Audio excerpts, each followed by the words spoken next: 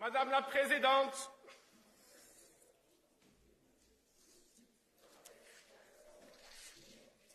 good morning, dear colleagues. I will start by announcing the results of the votes for a few minutes. The sitting is open. The results of the voting session of yesterday, Tuesday, 15th of February, are the following. On report by Véronique Triller-Lenoir on strengthening Europe in the fight against cancer. Paragraph 3, Part 1, adopted. Part 2, adopted. Amendment 5, rejected. Amendment 8, rejected. Amendment 23, rejected. Paragraph 10, original text, adopted. Amendment 6, rejected. Amendment 24, rejected. Paragraph 12, Part 1 and Part 2, adopted. Paragraph 14, Part 1 and Part 2, adopted. Paragraph 15, Amendment 25, Part 1 and Amendment 26, Part 1, rejected. Amendment 34, adopted. Amendment 33, rejected. Amendment 25, Part 2, rejected. Amendment 26, Part 2, rejected. Amendment 35, adopted. Paragraph 15, Part 1 and Part 2, fall. Amendment 27, Part 1 and Amendment 36, adopted. Amendment 27, Part 2 and Amendment 38, adopted. Amendment 32, rejected. Amendment 27, Part 3, rejected. Paragraph 16, Part 1, Part 2, Part 3, fall. Amendment 28, rejected. Amendment 9, rejected. Paragraph 19, Part 1, Part 2, Part 3, Part 4, adopted. Paragraph 26, Amendment 7, adopted. Amendment 29 and Amendment 10, rejected. Paragraph 30, Part 1 and Part 2, adopted. Paragraph 31, Part 1 and Part 2, adopted. Amendment 30, rejected. Paragraph 35, original text, adopted. Amendment 16, adopted. Amendments 31 and 37, adopted. Paragraph 58, Part 1 and Part 2, adopted. Amendment 11, rejected. Amendment 17, adopted. Paragraph 63, original text, adopted. Paragraph 71, original text, adopted. Amendment 18, rejected. Paragraph 78, Part 1 and Part 2, adopted. Paragraph 83, Part 1 and Part 2, adopted. Amendment 19, rejected. Amendment 12, rejected. Amendment 13, rejected. Amendment 20, adopted. Paragraph 106, original text, adopted. Amendment 21, rejected. Paragraph 126, Part 1 and Part 2, adopted. Paragraph 136, adopted. Paragraph 138, original text, adopted. Amendment 14, rejected. Paragraph 161, original text, adopted. Amendments 15, 1, 2, 3, 4 and 22, rejected. Recital Y, Part 1 and Part 2, adopted. Recital AB, original text, adopted. Recital AC, Part 1 and Part 2, adopted. Recital AD, Part 1 and Part 2, adopted. Then report by Gabriel Marton, Bluefin, Tuna. The Commission proposal is amended, adopted. Referral back to committee for interinstitutional negotiations, adopted. Report by Valerie Heyer on the mobilization of the European Globalization Adjustment Fund, adopted. Report by Dimitrios Papadimoulis on the European Central Bank's 2021 annual report, adopted. Report by Jeremy de Serle on animal welfare, adopted. Report by Eleonora Evi on the European Ombudsman 2020 annual report, adopted. Report by Morten Peterson on the European Strategy for Offshore Renewable Energy, adopted. Report by Danuta Hübner on Article 50 of the Treaty on European Union, adopted. Report by Olivier Chastel on the 6th VAT Directive, adopted. Couple of quick announcements in relation to the decision by the Econ Committee to enter into interinstitutional negotiations pursuant to Rule 71, paragraph 1, announced at the opening of the session on Monday 14th. We have received no request for a vote in Parliament by members or political groups reaching at least the medium threshold. The committee may therefore start negotiations. I will now move to the debate. Dear colleagues, as announced at the beginning of this part session, our agenda of this week is dominated by the situation in Ukraine. Today, we are starting our day with the most pressing debate on EU-Russia relations, European security and Russia's military threat against Ukraine amidst intense international diplomatic exchanges to de-escalate the situation.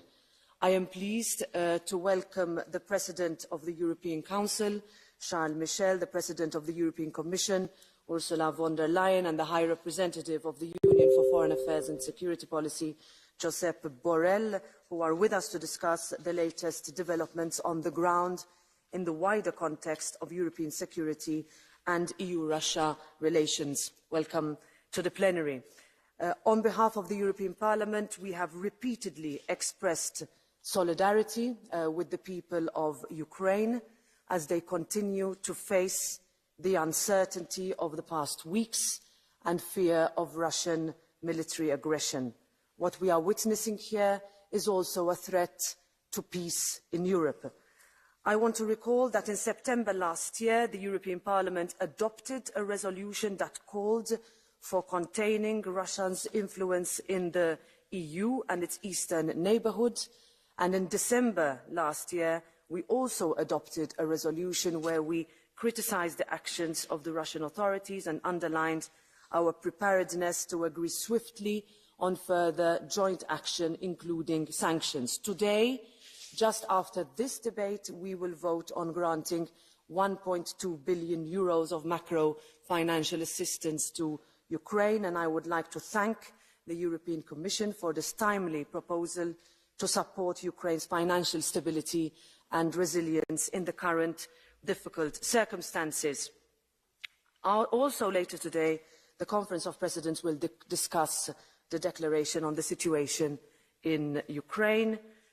I would like to stress that while we urge for a de-escalation of the current tension between Ukraine and Russia, this Parliament stands ready to support swift, forceful and concrete action in coordination with other European institutions. The Union's unity and close cooperation with our partners are key for the European Union to play a strong role on the international stage and to contribute to peace and security. We would be interested to know how lessons learned from the current situation will be reflected also in the works on the future strategic compass for the European Union. Finally, I would like to thank you, President Michel, President von der Leyen and High Representative Borrell for your engagement in the intense consultation on identifying ways to address the situation at the EU's eastern borders and your efforts to uphold fundamental principles of the existing European security architecture. So without further delay, I would like to give the floor to the President of the European Council, Charles Michel, for your statement.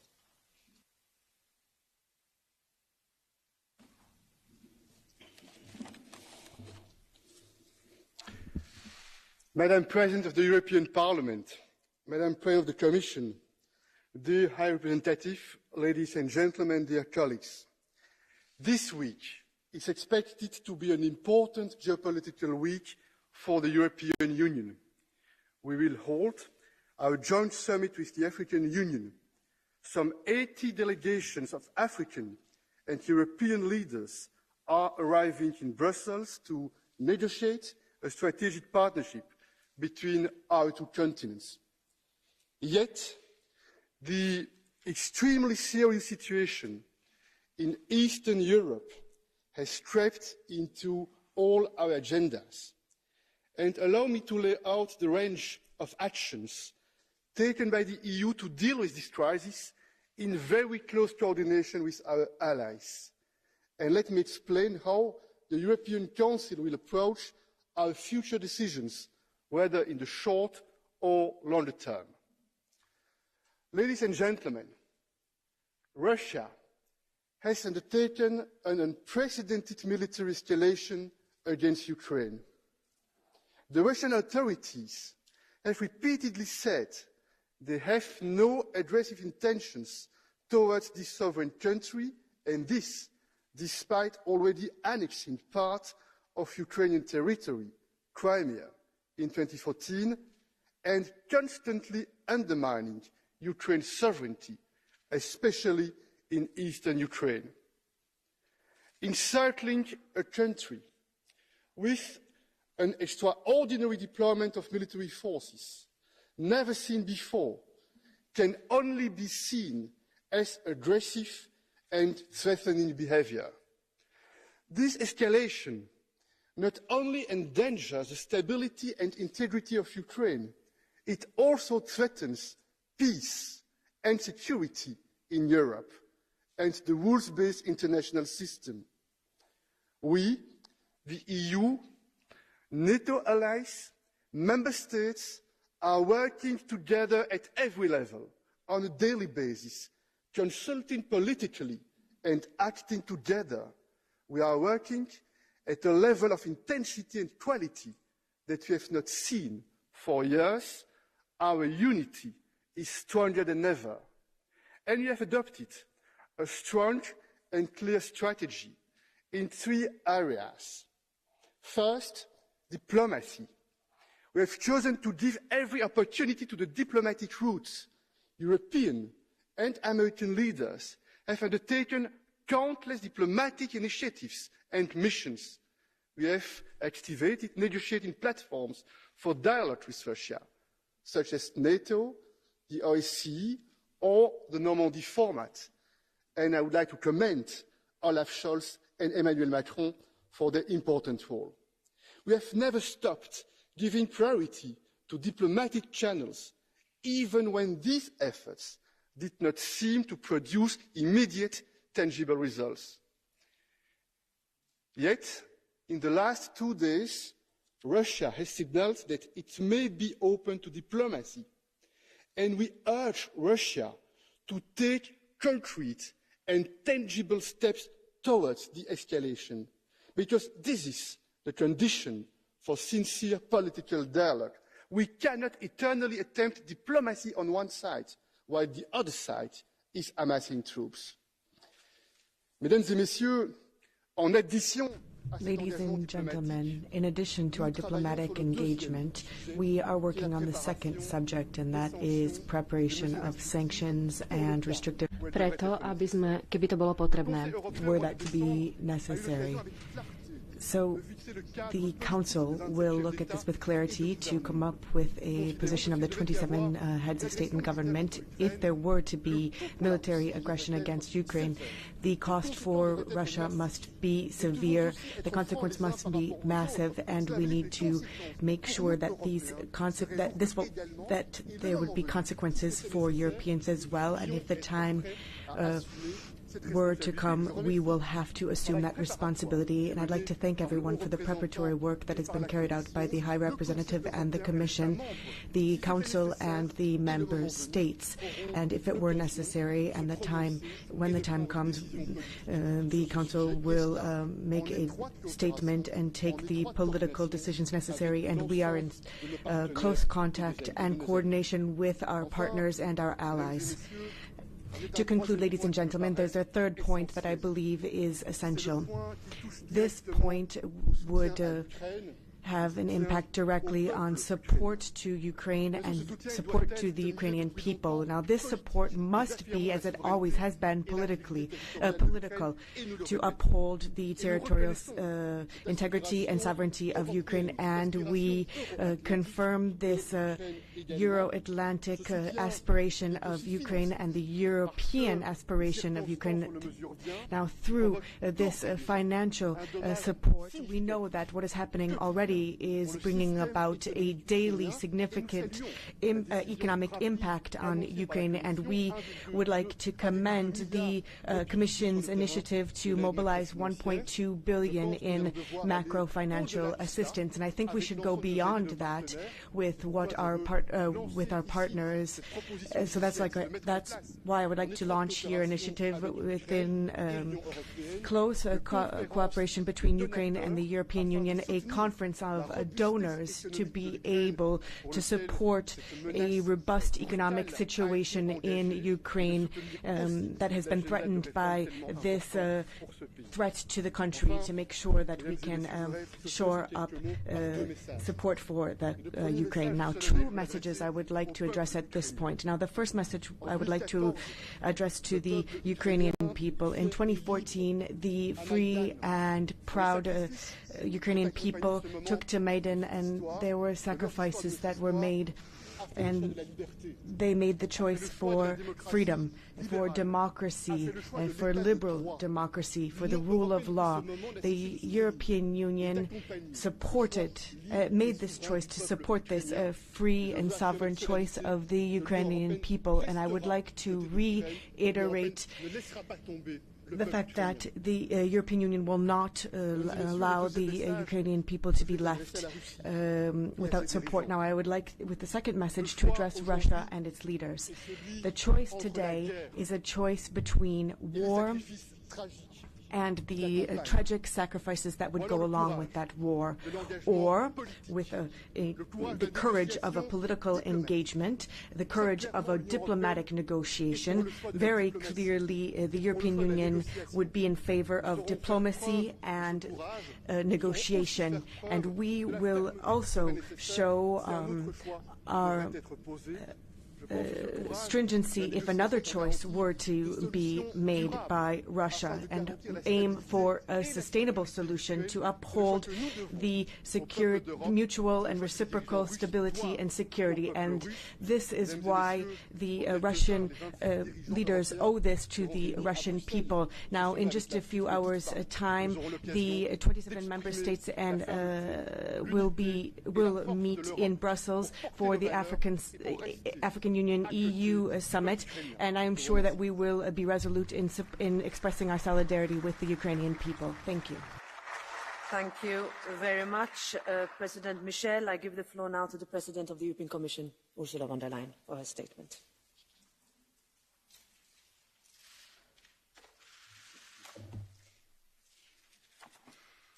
Thank you, Madam President. Ďakujem pekne, pani predsedníčka. Pán predseda Charles Michel, pán Josep Borrell, vysoký predstaviteľ, vážení kolegovia. Skutočný dôvod, prečo bola vytvorená únia, je, aby sa ukončili všetky európske vojny. A je veľmi bolestivé sa na vás dnes obrácať, keďže čelíme najväčšiemu budovaniu vojenských síl na európskej pôde od konca studenej vojny. Ukrajina sa veľmi statočne snaží o svoj život, ale veľmi často and important documents in case that they have to rush away from home. Others have stockpiled food cans to prepare for the worst. Some have even set up shelters in their basements. These are not stories from the 1940s. This is Europe in 2022. And this is happening because of deliberate policy of the Russian leadership. Ukraine is a sovereign country. It is making its own choices about its own future. But the Kremlin doesn't like this, and so it threatens war. And this is the essence of the current escalation. This is something we simply cannot accept. I think diplomacy has not yet spoken its last words, and we saw signs of hope yesterday, but now deeds have to follow those words. In the last 7 years, Ukraine has suffered from the Kremlin's constant aggression. But despite that heavy burden they have, Ukraine has come such a long way. It has taken important steps to fight corruption. It has rebuilt its infrastructure. It has created new jobs for its talented youth. And our union has accompanied them, putting together the largest support package in our history. Of course, the people of Ukraine know that their democracy still has some flaws and issues to deal with it. But Ukraine today is a sovereign, more free, more strong country than in 2014, and this is precisely why the Kremlin is threatening it again.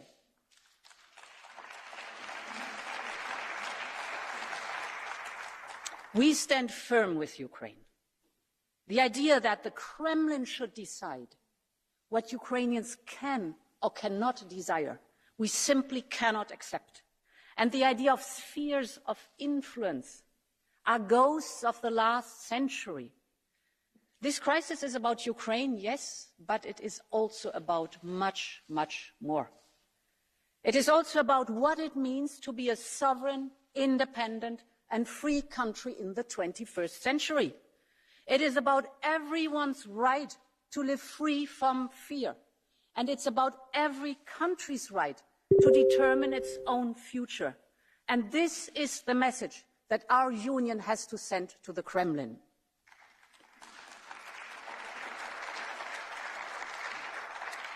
Like everyone in this room, I truly hope that the Kremlin will decide not to unleash further violence in Europe. Yesterday, Russia was certainly sending conflicting signals. On the one hand, authorities announced Russian troop pullbacks. On the other hand, the Duma votes for the formal recognition of Donetsk and Luhansk as independent republics. But I still strongly believe in diplomacy. It is good to hear yesterday's commitment to the Minsk agreement. President Macron and Chancellor Scholz have traveled to Kiev and Moscow. Several others are also speaking to both sides. I'm constantly exchanging with all of them, as well as President Biden, Prime Minister Trudeau, Prime Minister Johnson. I must really say the transatlantic community has for a long time not been so united. Let me just mention one recent episode. Earlier this month, Russian Foreign Minister Lavrov wrote 36 letters to each and every member state of the European Union and NATO ally with a series of demands.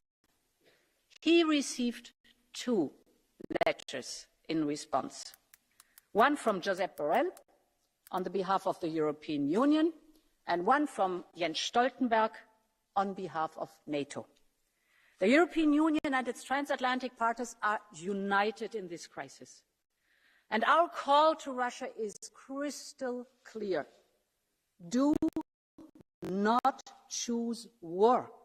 A path of cooperation between Russia and us is still possible. But let's stay vigilant. Despite yesterday's news, NATO has not yet seen signs of any Russian troop reduction.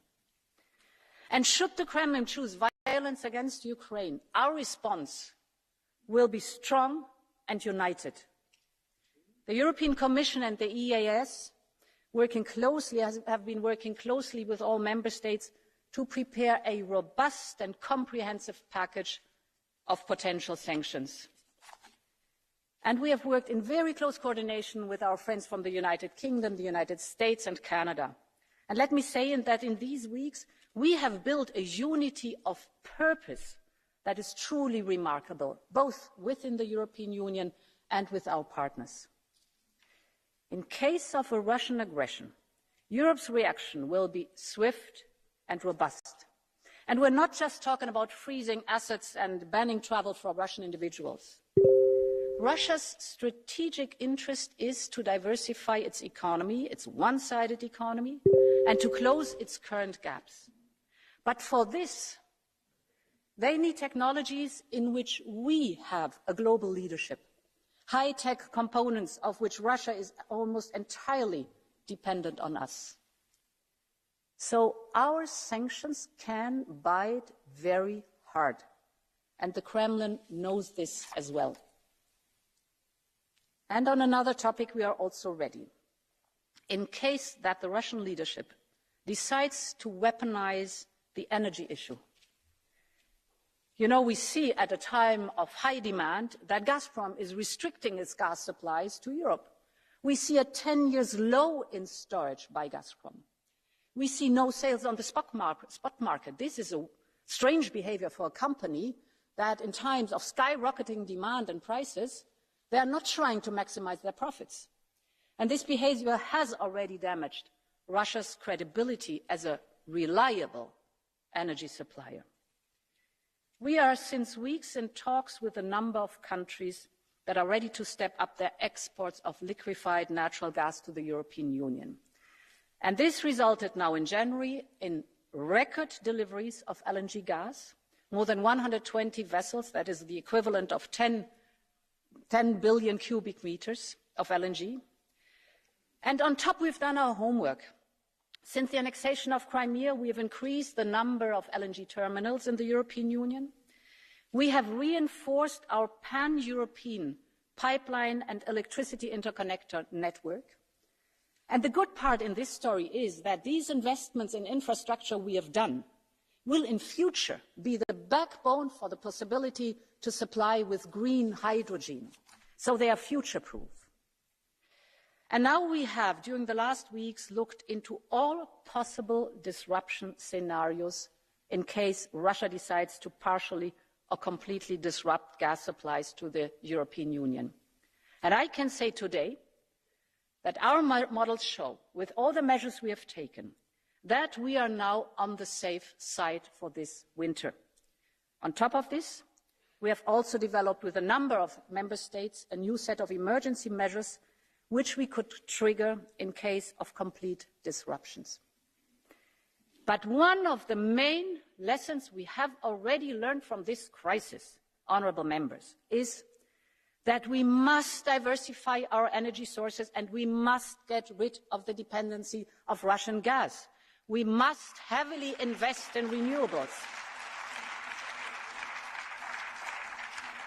Our alternative are renewables, because though renewables are clean and good for the climate, but they are also homegrown and good for our independence. That's where our future lies. Honourable members, this is a crisis that has been created by Moscow. We have not chosen confrontation. We are hoping for the best, but we are prepared for the worst. We now have two distinct futures ahead of us. In one, the Kremlin decides to wage war against Ukraine with massive human costs, something we thought we had left behind after the tragedies of the 20th century. Moscow's relation with us would be severely damaged. Tough sanctions would kick in with dire consequences on the Russian economy and its prospect of modernization. But another future is possible. A future in which Russia and Europe cooperate on their shared interests. A future where free countries work together in peace. A future of prosperity built on the respect of the fundamental principles that are enshrined in the UN Charter and in the European security architecture since the Helsinki Final Act. This is my aspiration, and I'm sure the Russian people share this aspiration too. It's now up to the Kremlin to decide. But whatever path they decide to take, we will stand our ground. Europe will be united, on the side of Ukraine, on the side of peace, and on the side of Europe's people. Long live Europe. Thank you.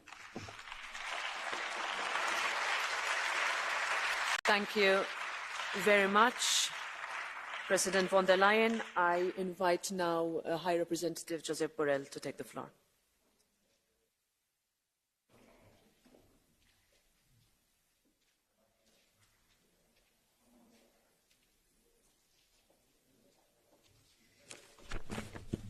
Señora Presidenta del Parlamento Europeo, President of the European Parliament, President of the European Council, and President of the European Commission, honourable members. If we take a look at what is happening in Ukraine, this, I think, is going to determine the future of humanity. I think everybody, all human beings, must be concerned about what is happening there, because if once again it's the law of the strongest, and if we see that a country can threaten another and invade it, threaten it in territorial terms, we're taking a step back in our history. The major success in Europe is that we have turned our backs on war as a way to resolve conflicts, and I think this is the reason why we have to stand side by side with Ukraine and to prevent a war on our borders. And all of this forms a fundamental part of what we call the common defence and security policy. And it is a great honour for me to try and spell this out for you today. We have the presence in the chamber today, in the hemicycle, of the leaders of all the institutions. We have the President of the European Council, and then we have the President of the European Commission, the European Parliament, and I am here on the behalf of the EAS as the leader of the actions of security and defence in the European Union, and we are here together to show our unity against the Russian threat of invasion of Ukraine. And this unity and solidarity, I think, has come to the fore over the past few days. So we have to take a look at how we can have positive consequences of this crisis. There has been a coming together, a common position of the member states, and all Europeans have responded positively to come up with a response. We call this sanctions or deterrent measures, and all of this pursuant to the treaty. We're looking at sanctions, which would have to be adopted by the Council following a proposal by the High Representative. And these are going to be drafted, of course, are being drafted together with the help and support of the European Commission in order to take a look at the costs of what these are actually going to mean, and obviously under the European Council, and obviously these will come into play if Russia invades Ukraine. But perhaps I can insist on a fundamental aspect of our union, which I think is the most positive consequence to come out of this crisis. This is a crisis that has been based on a threat to the territorial integrity of a state. It is a crisis that has come about and affects the whole security structure in Europe. And this is something that cannot be questioned at all through threats of this kind. And it's a crisis that affects the right of every sovereign state to freely choose its own security structure and its own international relations. Into English. Which has been the role of the European diplomacy in these events? It has been said that Europe was missing in action. We have heard that the European is missing in actions and things are happening without our presence, without our participation, led by the United States, who are negotiating over our head. I think that we have to respond to this criticism, which seems at all unfounded, by several reasons. First, because the member states of the Union have consistently debating the issue of security in Europe and Ukraine, and we have achieved a remarkable unity. Because several member states, France and Germany, have taken a number of political initiatives to promote a peaceful settlement of the crisis, and these initiatives have been carried in coherence with the positions of the Union and in conditions of great transparency. And third, because Russia deliberately tried to ignore the existence of the European Union by sending letters only to the United States and NATO in December, considering that we are completely irrelevant and has nothing to say about the security issues in Europe. For Moscow, the security in Europe is being defined in Washington. Later, when they will notice that despite this dismissive attitude, nothing was going on, Minister Lavrov finally decided to send a letter to the 27 member states that he had ignored until now. Why such a U-turn on the Russian position? For two reasons.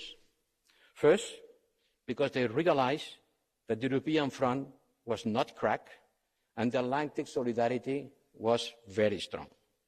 So he tried a maneuver, which was to send letters to the 27 member states, hoping to have 27 different answers. But in this case, Mr. Lavrov didn't succeed, because we sent him a single letter, saving him the time to read 27 letters, all of them equal. Just one letter representing the position of the European Union on behalf of the 27 member states. And this is a good example of how we Europeans can work together, and together with our allies, with the US and other like-minded countries, with which we have had a continuous and very much positive coordination. So we have been present, participating on the negotiations, if we can call them negotiations, at least conversations, until now. So what we can envisage next? Well, we don't know. Nobody knows. There are encouraging signs, but also very much worrisome events, like the vote in the Duma asking Putin to recognize the independence of the two, let's say, republics in the Donbass. We don't know what Putin is going to do, but what is clear is that we have to continue offering both things at the same time. The will to negotiate, be ready to participate in talks, because yes, Russia has also security concerns that has to be taken into consideration, and on the other hand, to prepare our capacity to respond, our dissuasion tools, sanctions, as the President of the Commission and the President of the Council have been referring to. On that, we have been working, and on that, we are ready to act. But most of all, we are ready to continue negotiations, talk, in order to look for a diplomatic solution to the worst crisis that Europe is living since the end of the Cold War. And I repeat again, this crisis not only affects Ukrainians, not only the Europeans, it affects the direction of humankind. Thank you very much. Thank you very much to the High Representative. We will now do a round of starting with the political groups, and not many colleagues who will take the floor in this important debate, starting with the chair of the European People's Party Group, Manfred Weber. President Metsola, President von der Leyen, President Michel, Vice President Borrell, gut, dass Sie alle da sind.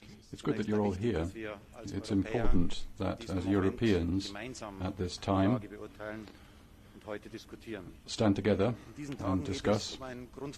It's about a basic promise, the basic promise of the European Union, of peace. The fear of the Ukrainians is something we can't imagine, the worries there. It's not just about Ukraine, it's about us, securing peace. The first question we have to put is, what is this conflict all about?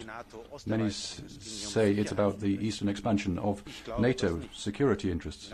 I don't believe that. In the 80s, people went on the streets in Gdansk for peace and democracy. At the end of the 80s, in Dresden, in the Baltic countries, in Budapest, and the fall of the Iron Curtain, the fall of communism, and then Maidan in Kiev, when people fought for freedom of democracy and also died.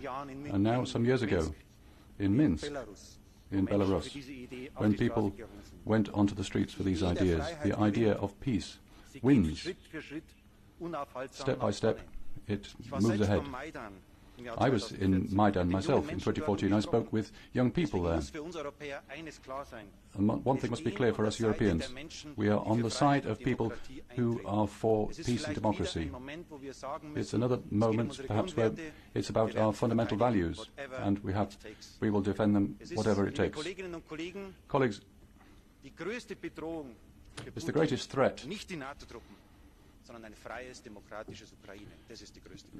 That's the biggest threat for Putin is a free, democratic Ukraine. The second question we must answer is, what is our task? How can we ensure peace? Putin only understands the language of power, and it means we need a clear bill we can give him. The costs are high. For my political party, the EPP, I can assure that Nord Stream 2 won't go ahead if there's violence. The exclusion of Russian banks from the international financial system is necessary, and the limitations of deliveries of high technology announced by the Commission are on the list. There's an electoral campaign in France because of Nord Stream 2. It's difficult in Germany, so we're not strong in these issues. We should be stronger. And the bill that we present can be put in clear terms. Any insecurity motivates Putin to go down his road. The third question we must ask is, how can we talk to Putin? Are there possibilities for compromise? Dialogue is important. Talks are important. Sovereignty of states can't be touched. There are no spheres of influence where Putin can decide, and war is no means for politics in today's Europe. So the unconstitutional declaration, annexation of Crimea is against international law. The fourth question. Hasn't he achieved a lot, Putin? He has a free hand in Belarus. Lukashenko is a puppet of the Kremlin, and they have joint military exercises in the Duma. There are demands to recognize East Ukraine as a state, to reinforce the divide of Ukraine. That is a cause for further sanctions. And some weeks ago, here in the European Parliament, we had Alexei Navalny. We awarded him the Sakharov Prize. Now we hear that he faces 15 more years in prison without any legal basis or any due process.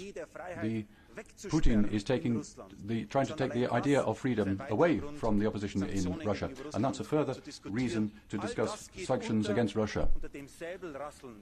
That's also covered by the saber rattling and the threats we face. The fifth question is our own role as European Union.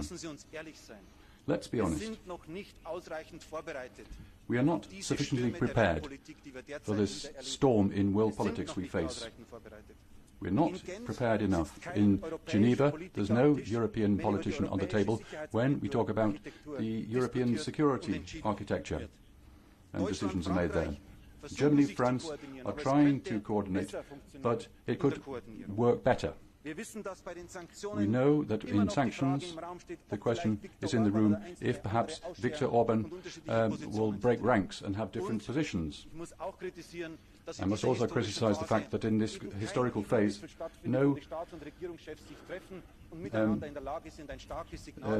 European states are in a position to send a strong signal that we're on the side of Ukraine. No signal from the heads of state and government. Colleagues, the development is a wake-up call. In security and foreign policy, we must develop our force, our power, and have a cyber warfare brigade to defend critical infrastructure. We need a foreign minister who is able to speak for the entire European Union with a strong voice. I wake up every morning early and ask myself, can it be the case that we're talking about war? I think it's the same for many Europeans. There's somebody in Moscow who is prepared to use war. He's shown this many times. We'll wake up in a new European reality, in a new European Union, and now we must prepare for that. Peace and democracy are the promises of the European Union. 44 million Ukrainians expect that, and I think we in the European Parliament stand behind them. Thank you. Thank you. Now, on behalf of the S&D Group, I invite Irache Garcia Perez to take the floor.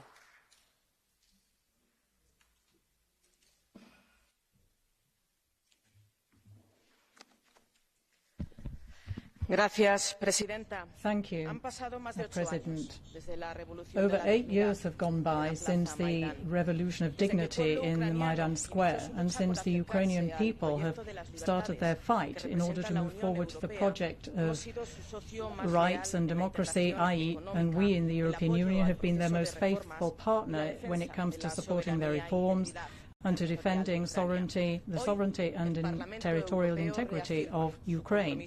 And today the European Parliament is repeating its commitment to Ukraine. The challenge that Russia poses to all Europeans basically gives us an opportunity to strengthen our solidarity and determination, and also to defend our interests and those of our continent as a whole. But we should not forget that in order to put a halt to Putin's imperialist tendencies, then Ukraine and the European Union are also going to have to fulfill their own obligations. We're going to have to continue all efforts in all diplomatic fora in order to put an end to the conflict in Ukraine, the Normandy format, the tripartite format as well. And the European Union has to be present in these negotiations because, as Mr. Borrell has said, we can't sit on the sidelines as a neutral spectator when it comes to those matters that affect our security. No region around the world has a system of security that is as fair as ours, or the values that are set out in the Paris Charter or in the Helsinki Final Act. All of these instruments have been signed by Russia, and they're the only ones that can guarantee security in Europe. Sovereignty and the territorial integrity of states, the inviolability of borders, and the right for a state to choose their own allies and peaceful resolution of disputes are achievements that cannot be denied. And obviously this can only be a reality, our life in Europe can only be a reality if we have security. And none of us, I don't think, can deny this fact. And we will not allow Putin and his blackmail to bring Europe to its knees. We are looking at our own ability and capacity to respond in the face of the threats. We're looking at medium-term reserves and purchases of gas, and we're still leading in the structure, the building of a new energy infrastructure based on renewable energies and a fairer distribution of energy. It is the time for diplomacy, but also for deterrence. Any kind of aggression towards Ukraine will have considerable consequences for Russia, and you can always try and prevent it until the moment that war starts. So we have the basis of our European project, and we have all the achievements that we've managed to bring about, the freedom and democracy that have characterized the lives of millions of human beings. And President Zelensky is also going to have to continue with his commitments on the path to democracy, fight corruption, strengthen, reform the judiciary, because these are the best arms and weapons against Russia. What Russia fears is that our social model and a democracy may find their way to the Red Square in Moscow. All of us, I think, are fully aware of the fact that trying to convince by force, you can't convince that way. And Putin is not going to be able to convince anybody. To convince, you have to persuade somebody. And you have to persuade somebody that they are missing something, i.e. the right to do something, and that they are right in doing something. So there isn't much time left. Ukraine has to realize that the social democratic family is behind them. Those people who lost their lives on Maidan Square and in Donbass, this is our commitment. We have to show that commitment with our neighbors and bring about prosperity and democracy. Thank you. Thank you, Ms. Garcia Perez. And now, on behalf of the Renew Group, Stéphane Séjourné. Thank you, Madam President, President of the Council, Commission President, colleagues. First of all, on behalf of my group, Renew, I'd like to express the deep solidarity with the Ukrainian people. For the third time, the Ukrainian people are facing unacceptable external pressure. The resilience and the calm of Ukrainian citizens deserve our admiration. the courage of these people, which have paid with blood for its European choice. The European Parliament is always on the side of Ukrainians to defend their choices, which are sovereign, their territorial integrity and their independence. I'd like to welcome the work of President Zelensky and his government, which ignores provocations and continue with reforms. We're not responsible for the situation, but we have a moral duty to act. Firstly, we have to act on the side of the Ukrainians. We must strongly condemn the attempts of destabilization by the Russian government. We must point out to Russia that it has international obligations under the OSCE and the respect of international law, in particular in maritime law, which is not respected at the moment. We call on the Commission to make a strong sign towards the Ukrainian people and open up to the single market and go beyond the association agreement. Secondly, we must act for maintaining peace. Our union is born from the promise of peace, and it must remain our sole compass. That's what European citizens ask for. That is what for the Ukrainian citizens want. Also, it is the majority opinion of the Russian population, which, despite ongoing propaganda, is against military intervention. We need to have that in mind. The French, German and Polish initiatives which have been welcomed are an open means that we can reopen channels of dialogue which should be welcomed in this hemicycle. Thirdly, we must act to be prepared for all eventualities. I'd like to thank the President of the Council, the President of the Commission for their two speeches. Our strong attachment to peace doesn't mean that we're naive. All the institutions must work on the collective response of the European Union. What will be the scenario? I call on the Commission and the Council to prepare sanctions on an unprecedented scale and aid for countries which will be most affected by such decisions. We must be prepared to act immediately. We must show this time that our force, our economic power, is at the services of its geopolitical interests. Finally, we must act and ensure long-term the security of our continent. Let's be clear. It's the attraction of our model which is a problem for Putin. It's the European aspiration of Ukraine, which is seen as a threat at the moment. When I listen to certain Europeans, I think that we are not realize what we are. We are an economic power, a social power, but also, which is attractive, also a democratic power. We have unity through this conflict, national elections or attempts at destabilization or certain political forces in the Kremlin shouldn't imperil our unity for the Ukraine, for our values and also for our co-citizens. Thank you very much. Merci, Monsieur Sejourné. On behalf of the Green Group, I now give the floor to Ska Keller.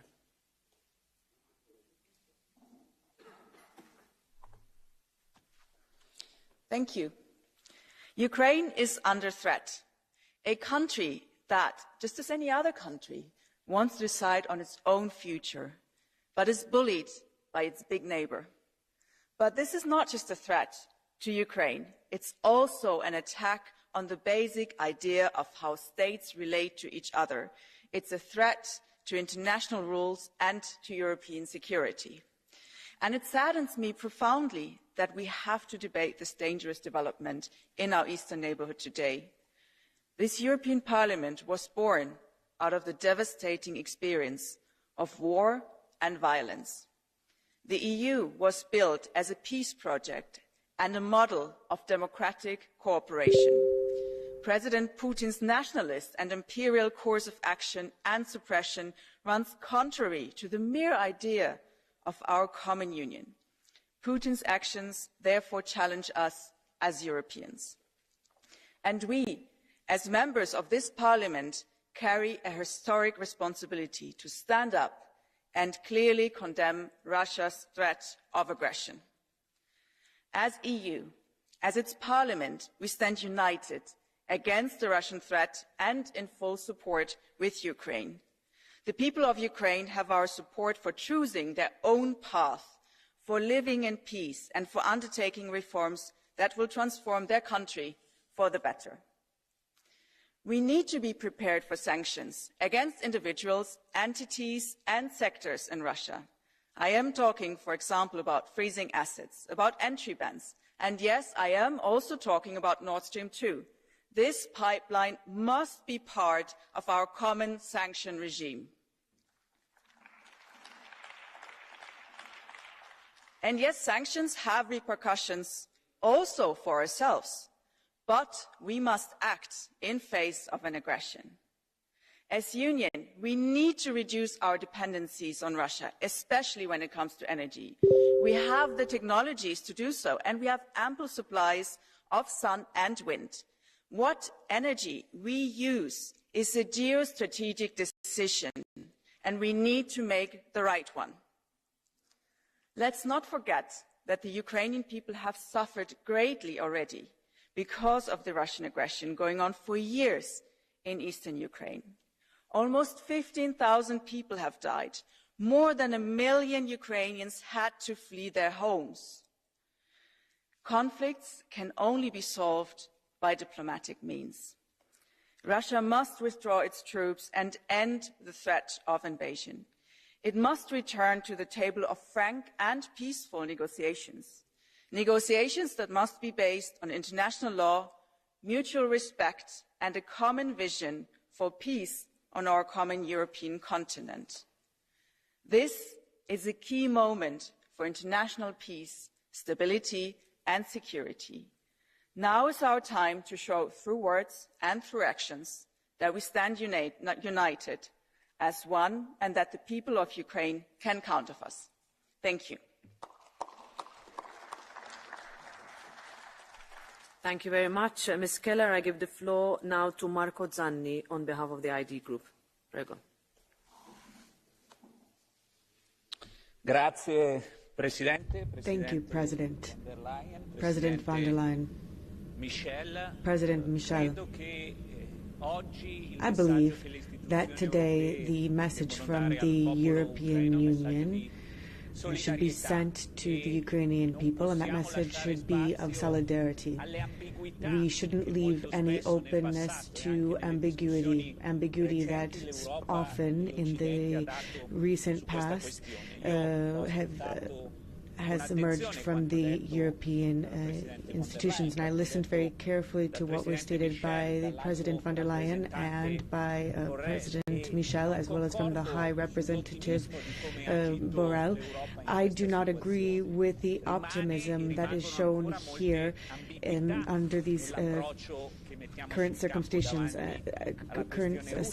I think there is much ambiguity that remains in terms of what the Putin regime places on our borders. We must be resolute and express a message to Ukraine that Europe is prepared to do anything and everything to uphold its sovereignty and territorial integrity. No transgressions here, and we also need to recognize the mistakes that we have made and understand why there has been this ambiguity, why Europe hasn't been able to send out a united and concrete message in the face of this. Clearly there have been mistakes. We've discussed, for example, the dependency that exists that our countries have vis-a-vis the Russian regime. This is nothing new. These are things that we have known for a very long time, and we have done nothing to reduce that dependency. Now, ambiguity is a problem, because we understand that the dynamics of dictatorships are difficult for us to understand, for those of us that live in free countries. But clearly we can fully understand that our weaknesses and our ambiguity give space to threats and give space to powers that would like to bring war to within our borders. Now, we can understand that from some 20 years now, since the last war that we experienced here in Europe, in the Kosovo and in the Balkans, we can feel the winds of war on our borders, and this 20 years without war has been a success of the West. So what clearly we need to avoid at this time is a war or an escalation that would lead to military conflict. No one wants this, and no one is in a position to deal with this, but we must have the courage to correct the mistakes that we have made, and that this ambiguity is quite clear, even though we often just sweep it under the carpet. We know, of course, that Putin is the previous head of an important structure within the continent of Europe.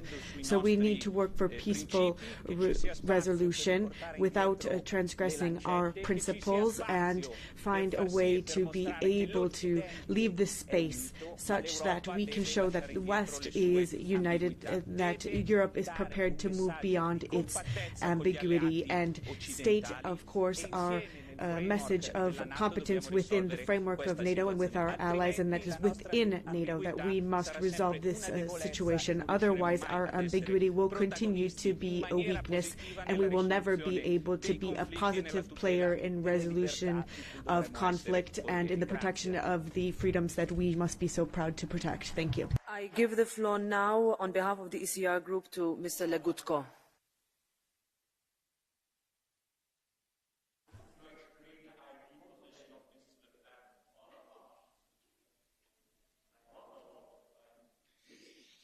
Thank you, Madam President. Ladies and gentlemen,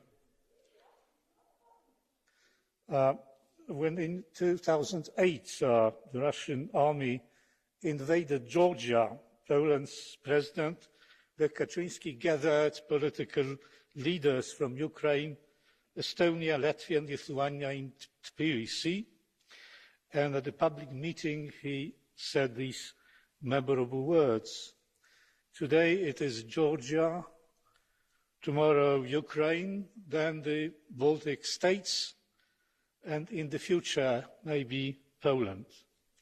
Well, unfortunately, these words are not only memorable, but they sound prophetic too.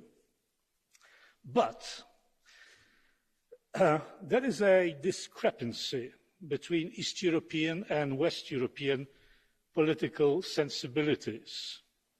For most East Europeans, Russian imperialism is a fact that has determined and continues to determine their very existence. For the West Europeans, it is simply news in the media, sometimes sensational and exciting, but generally it is a rather tedious story in a far-off land, presumably made up by some political fantasists.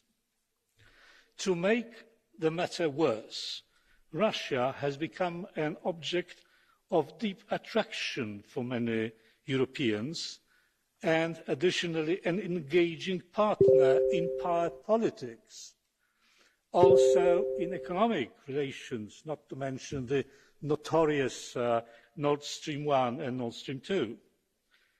And the fact that former chancellors of Germany and Austria, former prime ministers of France and Finland have been working for Russian businesses, were employed by Russian businesses, is meaningful. These gentlemen, and many others too, also ladies, let me add, are not mavericks, but they represent what is typical of a large segment of European political establishment. To call a spade, Europe is a weak link in the line of defense against Russian imperialism. No wonder that Putin likes to humiliate the European politicians and has been quite successful in this. Those politicians desire to accommodate Russia and are keen on conducting business as usual with her. And this is the reason why they de facto accepted the annexation of the Crimea. Well, recent signals from Europe and also from outside Europe have been rather mixed, but there is a lot of reassuring talk about the hardening of the European position vis-à-vis Russia. We've heard a lot of tough words today, really a significant EU pep talk. But how hard this position has really become, not in words, but in deeds, we will know in the weeks and months to come. I give the floor next on behalf of the Left Group to Martin Schüdewan.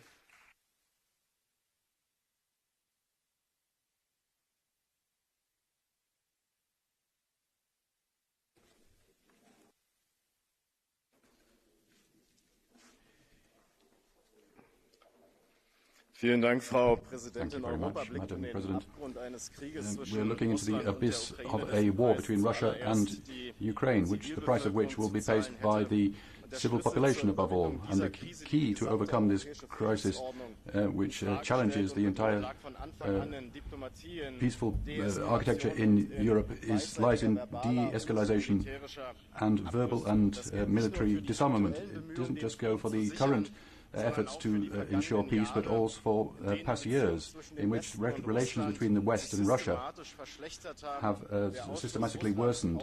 The exclusion from Russia from the G8, the cancellation of the meeting of the NATO-Russia Council and the Normandy format are signs of the failure of democracy. A new Cold War was started in Europe, which might become a hot war. Weber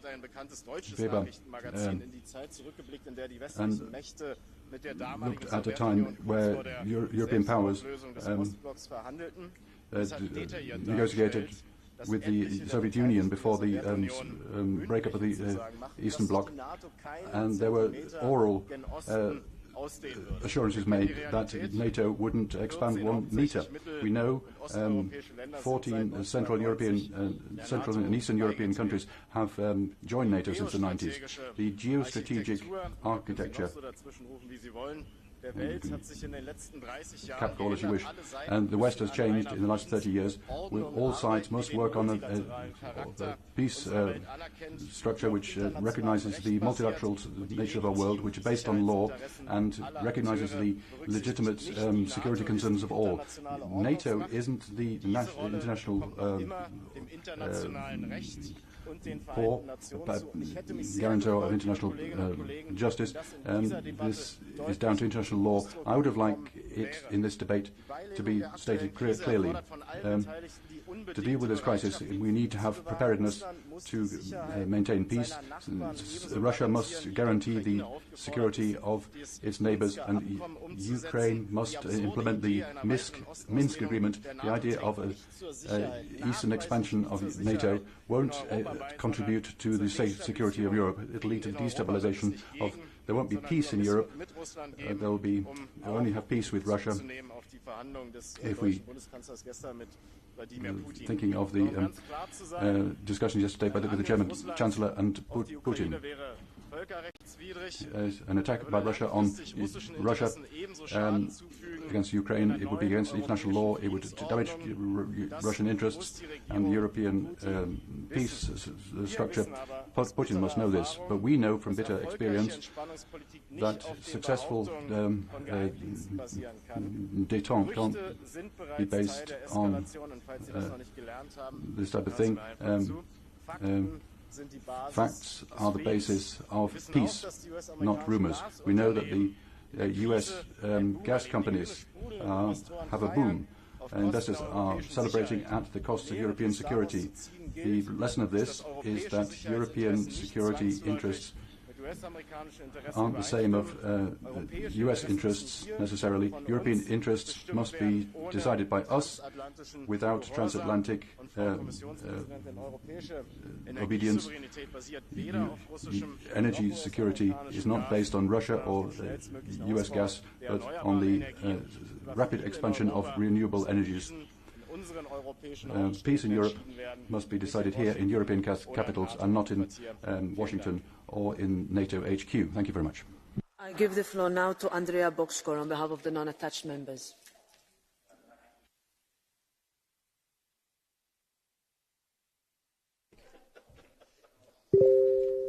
Köszönöm szépen, tisztelt elnök asszony! Az Európai Unió és tagországainak biztonsága szorosan összefügg Ukrajna biztonságával. The European Union and its member states have their security directly linked to Ukraine's security, Ukraine being an important partner for the EU. That is why we are so incredibly concerned with the tension that we are witnessing on the borders of Ukraine. Hungary needs to support dialogue to avoid war. A peaceful solution is the only way forward, and the Minsk agreement must be implemented. There's no alternative to this. Otherwise, we would find ourselves in a situation of enormous material loss, as has already been the case in the past. Now, in the confrontation, there have been many deaths already, many displaced people, and galloping inflation, COVID, the increase in gas prices. All of this has made the situation of the people in Ukraine absolutely unsustainable, and also of the Hungarian people that are there, and we must support Ukraine. Thank you. Ms. Juk-Nevitschny is the next speaker. Dear colleagues, happy to have European family heads and members together to express solidarity with the Ukrainian people that are like us and want to live like us in the same European family. The EU founding fathers have assumed their leadership to unite entire democratic Western Europe. Now it is the time for us to assume a similar leadership, to unite all democracies in the European continent, because without strong Ukraine, there will be no strong Europe. The EU will be as strategically strong as will be able to become an important actor there. It is not the time for naive Chamberlains or illusions that relations with Putin's Kremlin can be mutually productive, or that the concessions will help.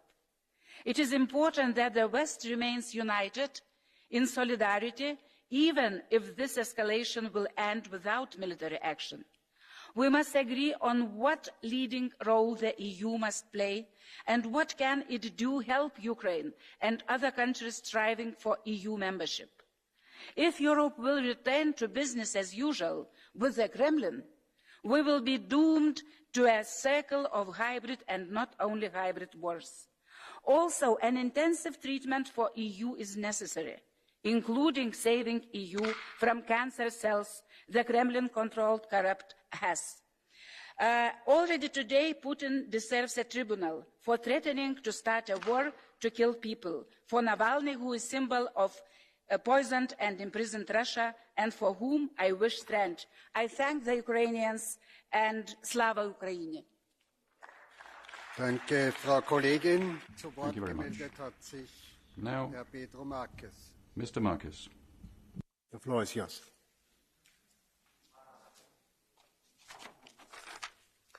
Thank you, Chair, Mr. Representative, Commissioner. A ameaça de invasão da Ucrânia trouxe à memória The threat of an invasion of Ukraine reminds us of the coldest days of the Cold War. and we feel that the constant threat, no one would like to go back to that. Well, let us say hardly anyone. Putin and his comrades seem to still be keen. And on that enormous border in the Ukraine, they are carrying out the biggest military exercises in many years, threatening Ukraine and the world as a whole. From the European Union and with our transatlantic partners, the message has been heard, and we must be united. Only in that way will we be able to rise to this challenge. Our message is not a message of war, but just reminding Mr. Putin that a war will not be done in impunity. Our message is not one of threat, but we will not feel intimidated by Russia. Our message is for dialogue and for international law, diplomacy, and that through this we will avoid confrontation and resolve problems and find solutions. This is the way forward and the way in which the Parliament and the European Union is presenting to Russia for a solution with good sense and realism and with full respect for independence and the territorial integrity of Ukraine. Now, Putin, we are sure he will make the right choice, and both for Ukraine, Europe, and for Russia. Thank you. Thank you. Now, Mr. Astravicius.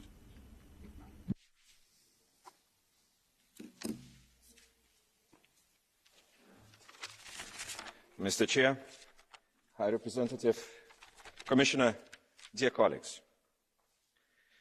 May this be clear to all. Ukraine is part of the European family, as Belarus too. Ukraine's security is Europe's security, and it's all of concern to all of us. The military threat posed by Russia to Ukraine only confirms the hopelessness and aggressiveness of the Kremlin. I very much hope that the West has seized the opportunity to learn the lesson of unity, solidarity, and common response. We will need this lesson in the future, because Putin seems to have neither the will nor the interest to change. By giving Ukraine the opportunity to reform on the basis of European experience and partnership, we are supporting and investing in the future of the democratic and prosperous Ukraine. We are enabling the country and its people to follow the path they embarked on back in 2014 with the Revolution of Dignity. Ukrainians decide their own future, and I'm strongly convinced that the future of Ukraine is not Finlandization, it's Europeization. Slava Ukraini. Thank you.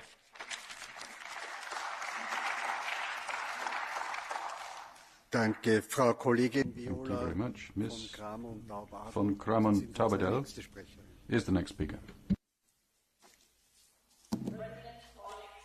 High Representative, war is so unjust and ugly that all who wage it must try to stifle the voice of conscience within themselves. These words belong to one of the greatest pacifists, Leo Tolstoy, who, ironically, also happens to be the one that President Putin claims to have influenced him most. Evidently, the Russian president has stifled his voice of conscience and brought our continent to the brink of war. How else could he summon 135,000 soldiers on the Ukrainian border? Ukraine is a great country of great people. Today it is stronger than ever. It stands up for itself and will only be stronger tomorrow. This is the reason of the Kremlin's war-mongering. Putin knows if he does not take over Ukraine now, he won't be able to do so in the future. What the Russian president sees as a window of opportunity can be a lethal trap for his country. Ukraine will be for Russia what Afghanistan was for the Soviet Union, an imperial overstretch, a painful end of Putin's empire. War is not only unjust and ugly, but also senseless, as there are no winners. It brings only destruction and suffering to people on both sides. If Putin starts the war, common Russians will have to suffer the consequences. Russian mothers crying over their fallen sons, pensioners feeling the chilling effects of Western sanctions. Ukrainians are strong because they fight for their country. They do not stand alone because they have reliable friends. And above all, because they have the truth on their side. Thank you. Danke. Thank you.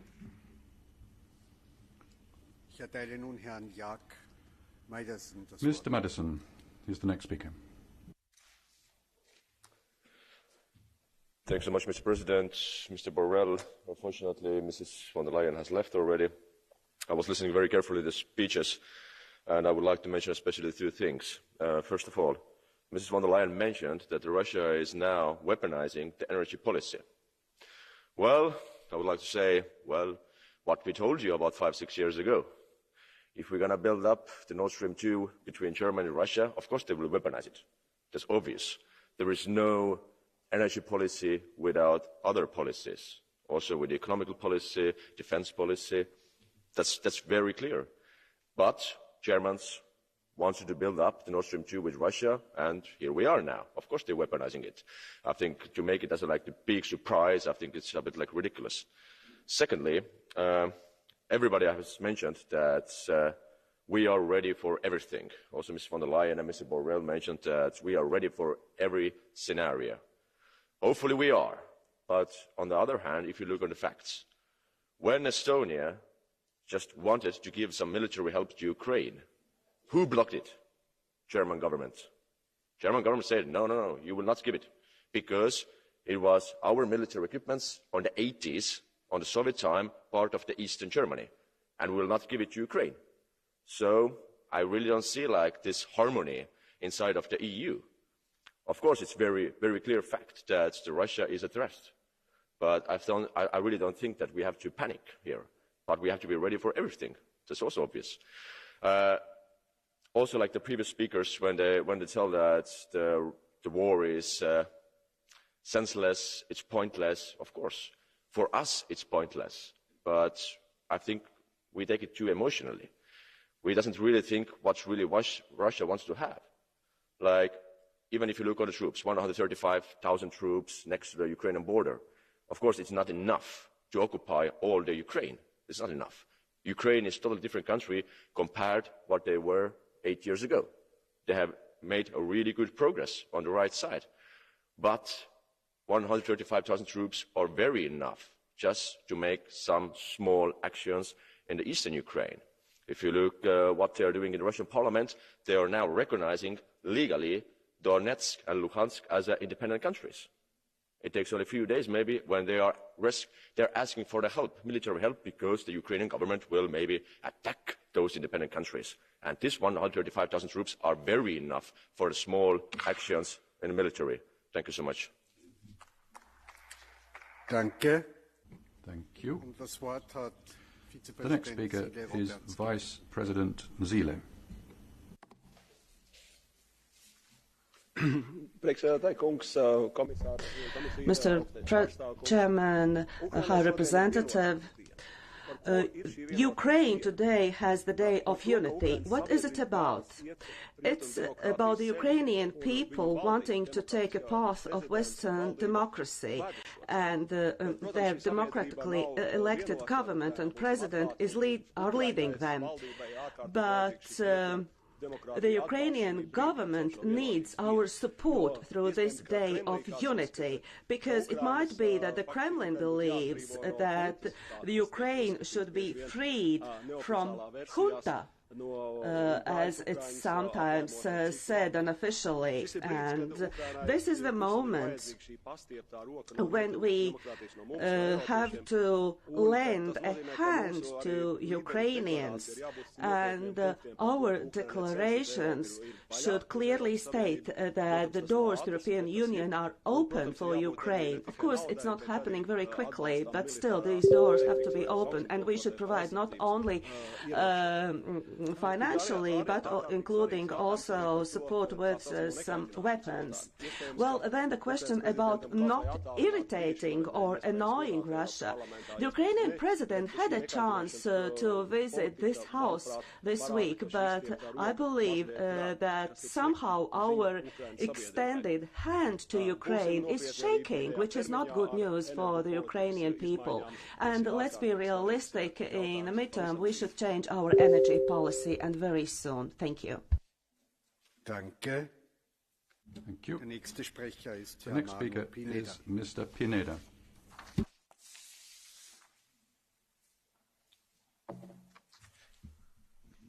Gracias, presidente. Thank you, President. We have flown extremely close to having the two major nuclear powers of the world entering into open conflict using Europe as its chessboard. And I speak in the past tense because the U.S. and its military arm, NATO, have run out of arguments for the wars that they would like to start, but they've never really needed them, have they? The U.S. continues to mount wars from very far away from its national territory, and many European governments have acted irresponsibly, pouring fuel on the fire.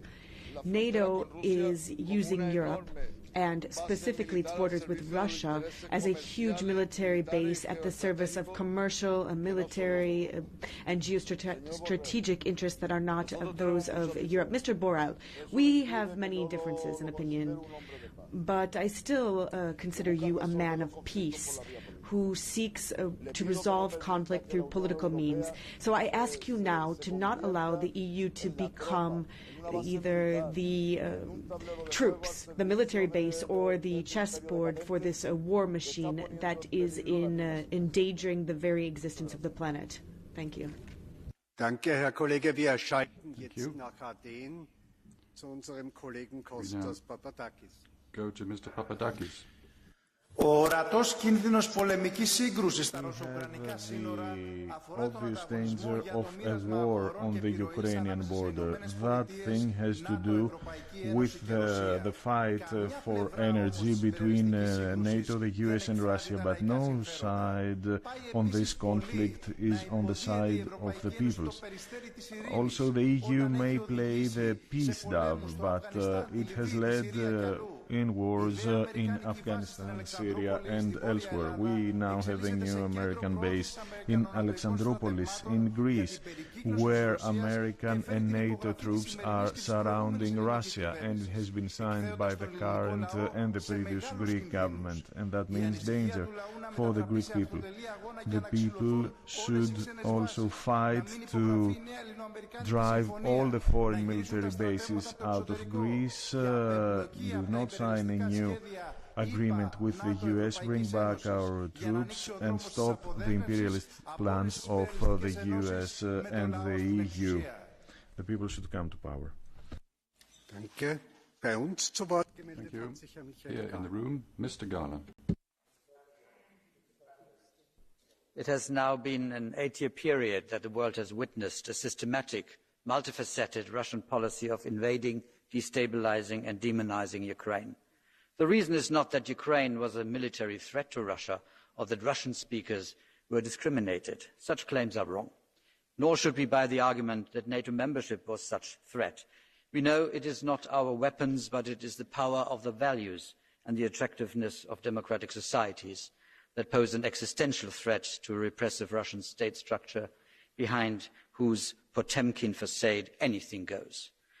Yesterday, Putin left all options on the table. In the press conference of the German Chancellor, he continued his obvious lie that a genocide was ongoing in the Donbass. His interpretation of history deprives Ukrainians of all features of statehood, claiming it was one people, one empire, one language, one church. No, Mr. Putin, it is not. Let us now be prudent, and with the implementation of the Minsk Accord, let us not exert undue pressure on Ukraine in order to appease Russian claims. They cannot hand out hundreds of thousands of passports to the citizens of Lugansk and Donetsk and claim the recognition of these Russian Bantustans, and at the same time demand from Ukraine to grant a special status to this region. Ukrainians must stand together against the external threat, but they need also to put their internal divisions aside, now it is not the time for nitty-gritty partisan infighting. Join forces and implement the ambitious reform agenda that will make you one day an irresistible European country that enjoys all perspectives of a common future. We stand with Ukraine. Slava Ukraini. Danke, Herr Kollege. Yes, thank you very much. I'd now like to hand the floor to Mr. Tonino Picula. Thank you, Mr. Chair, Mr. High Representative, Mr. Commissioner. Our relations with Russia have been at a low point for a while. Most political challenges at our external borders have directly or indirectly Russia as a common denominator. The list of open issues is long: disinformation, hybrid threats, funding of anti-democratic forces in the EU and foreign interference. But today our primary focus should be Ukraine. After 8 years of war with 14,000 victims, the situation in and around Ukraine evolved into a global threat. Russia is also actively undermining Ukraine's democratic and socio-economic development for years through political and economic means, as well as through disinformation. So what can we best help Ukraine in this crisis? Despite the lack of progress, there is no alternative to continued talks. Diplomacy is still the only credible way to avoid doomsday scenarios.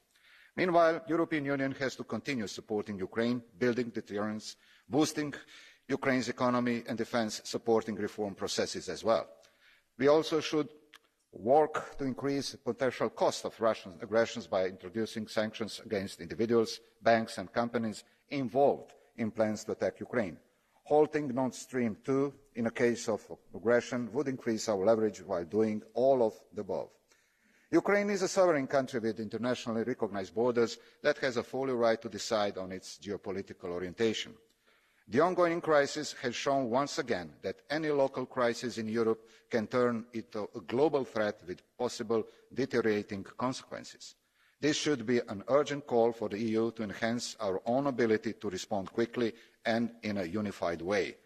While awaiting much-needed comprehensive EU strategy towards Russia, we stand with Ukraine. Thank you.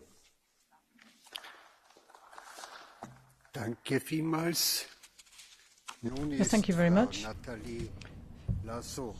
Mrs. Nathalie Loiseau has the floor now. Thank you, President. Dear Josep Borrell, Ukraine does not want a war, neither does Europe, nor does the United States, and I am deeply convinced that the Russian people also wish to have peace. So 130,000 Russian troops are amassed on the Ukraine borders, and we've seen military drills in Belarus, and we've seen lots of naval presence as well.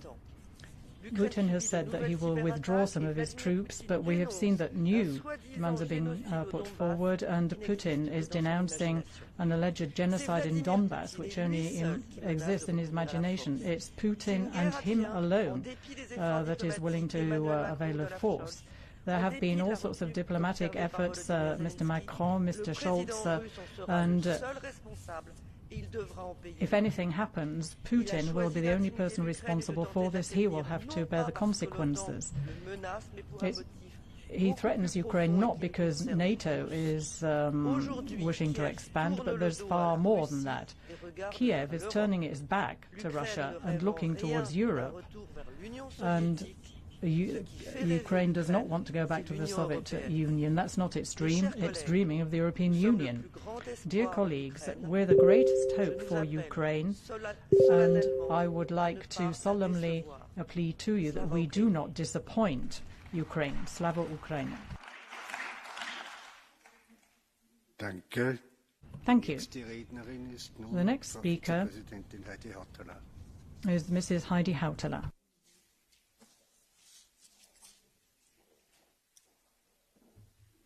Arvoisa puheenjohtaja, President, korkea edustaja. High Representative, Äsken kuulimme puheita siitä, että despite the EU on toiminut speeches we just heard that the EU has operated together, despite these speeches, I think it's clear for me that the EU is not acting with its whole weight. NATO is central to this crisis, and the EU is weakened by the fact that 6 member states are not NATO members. Some of these member states might still believe in neutrality, even though the facts do no longer speak for this. Some of these hope that the EU will become a defence union. This aspiration is not supported by the facts either. Therefore, colleagues, I think it's very important that NATO should invite all its member states that are not members to join. What Putin has already achieved is that in Finland, for example, there has been a clear shift towards NATO. And as you know, for years, Finland has been a close partner of NATO. It's necessary that in this situation we show unshakable support for Ukraine, its territorial integrity and sovereignty. We have to stand as one and show that we are serious in our counter-reactions, and sanctions must face Putin and his inner circle, and also include cooperation in gas and nuclear energy. Danke. Madame Hélène Laporte. Merci, Monsieur le Président, mes chers collègues. Thank you, President. Colleagues, now France hasn't made any progress diplomatically following President Macron's visit to Russia and Ukraine, and basically that leaves us on the back foot. Now we must remember that the German Navy was dismissed because he had a different position on the subject, and how are we supposed to interpret the fact that there's been a call for people to evacuate the embassies in Ukraine? Now, if there were to be an invasion, the effect of surprise would have been helpful. Now, President Macron met with the Russian president, but then we saw that there were 2 different versions in terms of what happened during that, and then the spokesperson said that the statements were inexact. Now, if we look at what's happening in the U.S., we can see that there is a distance between that there is an attempt to keep a distance between the U.S. and Russia. On the one hand, we would like to turn off the faucet of Nord Stream 2, and on the other hand, we are buying gas from Qatar and Algeria that are not very well known for their democratic values. So, if we look at what is happening for the Kiev, we're seeing that they're basically being given an IV of EU funds. Now, this urgency vote to give MFA to Ukraine to the tune of 1.2 billion is a perfect example of this, but that's not the only one. We have to remember also that there is 17 billion that was paid out in terms of grants and loans that will never be reimbursed, even though the Court of Auditors said that there was a misappropriation of funds used for corruption. And I'd like to conclude by stating that nobody would like to see a war in Europe. Thank you. Danke. Thank you. The next speaker is Mr. Waszczykowski.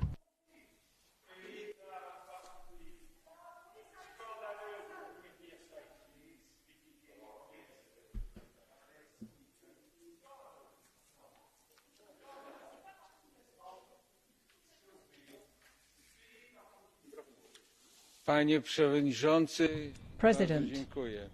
Yes, thank you very much. For some time now, very many of us have been talking about sanctions on Russia for the blackmail against Ukraine and part of Europe. Unfortunately, following the visit of Chancellor Scholz to Moscow, I cease to believe that these sanctions will ever come into play. And then we have support for Ukraine, but we only seem to be sending expressions of political solidarity to Ukraine. But I'm glad that we have been talking about greater financial support for Ukraine. But I think the time has come for us to strengthen cooperation, further cooperation with Ukraine, and to help them build up their opportunities. We have to open up a path to Ukraine for accession in the European Union for Ukraine, Moldova and Georgia. I think perhaps we could start off by looking at the Troje, the three Baltic Baltic Sea City initiative, and also look at other opportunities, the agencies, and I think another step would be to link these countries to the single market, following the Swiss example, and then, of course, accession to the European Union according to the Copenhagen criteria. The economic success of Ukraine is necessary, and this has to be a possibility for them as an alternative to Russia, and obviously this would be good for Europe and Ukraine, and obviously Putin wouldn't like this at all, so we have to stop that for Russia. Mr. Mick Wallace.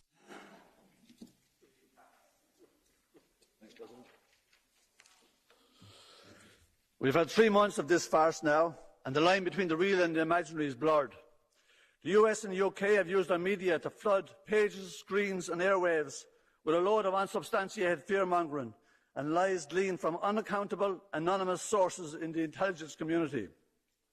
This has reached such a pitch that when Ukraine begs the US and NATO to stop creating hysteria and to provide some proof for the supposedly imminent any day now Russian invasion, Ukraine is ignored by the forces that pretend to protect them.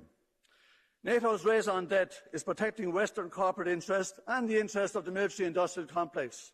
But it looks like now they're also protecting the interests of US gas and oil. The warmongering of NATO and the US these past few months has done nothing for peace in Europe. And the role played by NATO think tanks like Atlantic Council was not good. People who want peace in Europe should be calling for NATO to be abolished.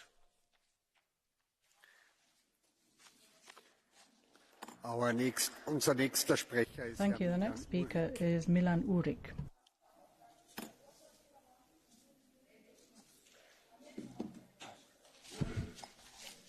Milí progresívni protiruskí štváči. Dear progressive anti-Russian warmongers, for several months you've been talking about how Russia wants to attack Ukraine. For several months liberal media write articles about Russia as a demon that is threatening the whole of Europe. And a couple of days ago American President Biden published a prophecy that today the Russian Federation would attack Ukraine. What happened? Nothing. And I'll tell you, on behalf of more than half of the citizens of Slovakia, according to current statistics, we are up to here. And this is a message to all the American warmongers and their lackeys in Europe to pack the American army and leave Europe and not drag us into their conflicts and their wars. Europe wants peace.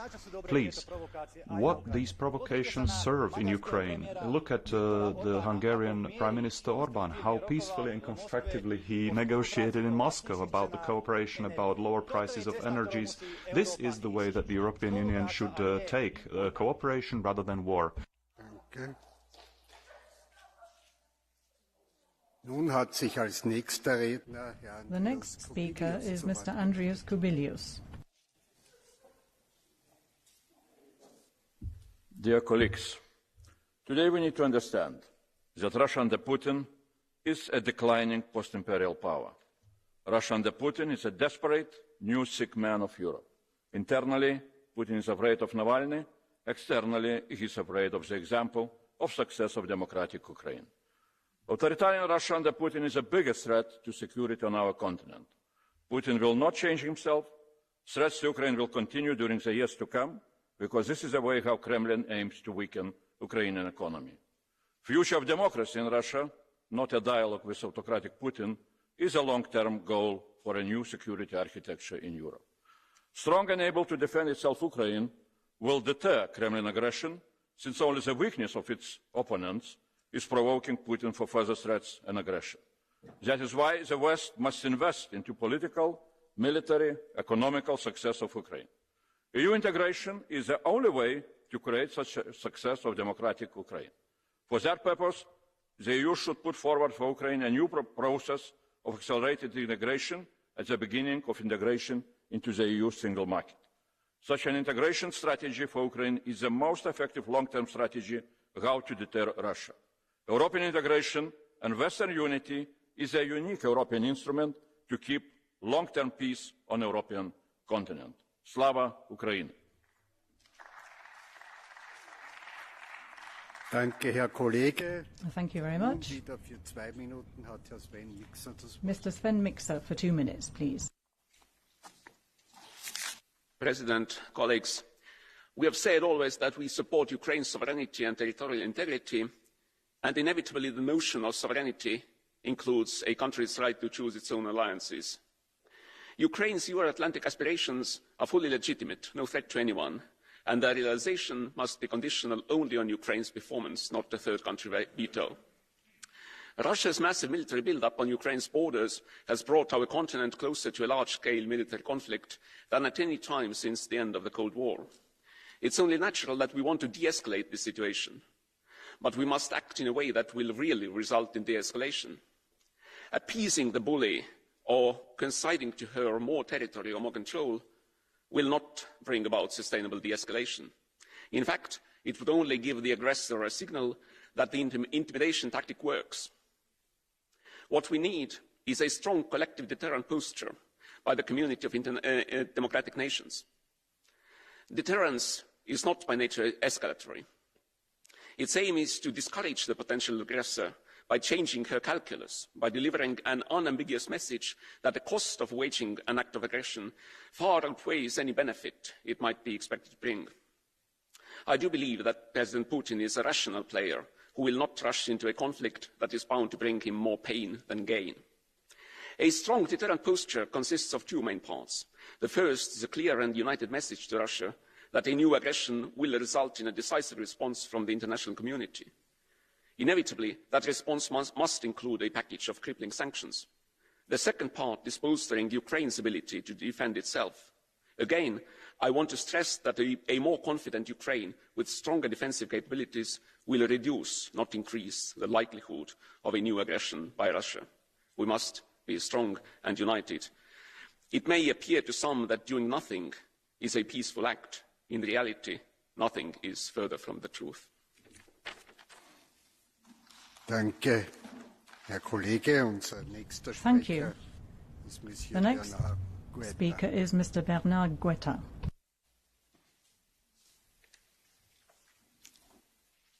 Monsieur le haut représentant, mes chers collègues, High Representative, colleagues, let us accept our successes. Now let us accept that we are humiliated, but rather we should look at and understand our strength.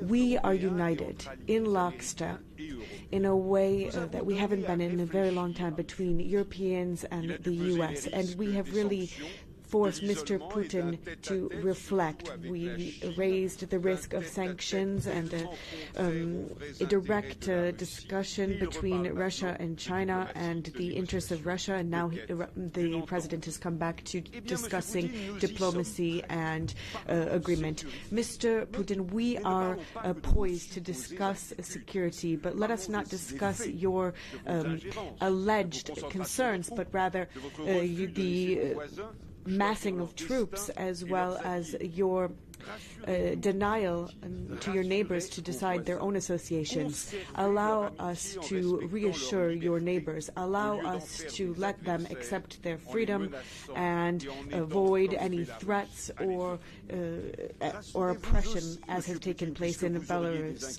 Now, Mr. Putin, we know that you have concerns, of course, but all we hope for is peace, stability, and cooperation amongst partners and allies.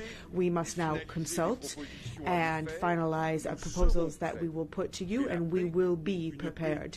But peace, a durable peace, must benefit our common continent. The ball is now in your court, Mr. Putin. Danke. Zu Wort gemeldet hat sich Herr Sergej Lagodinsky. Mr. Lagodinsky.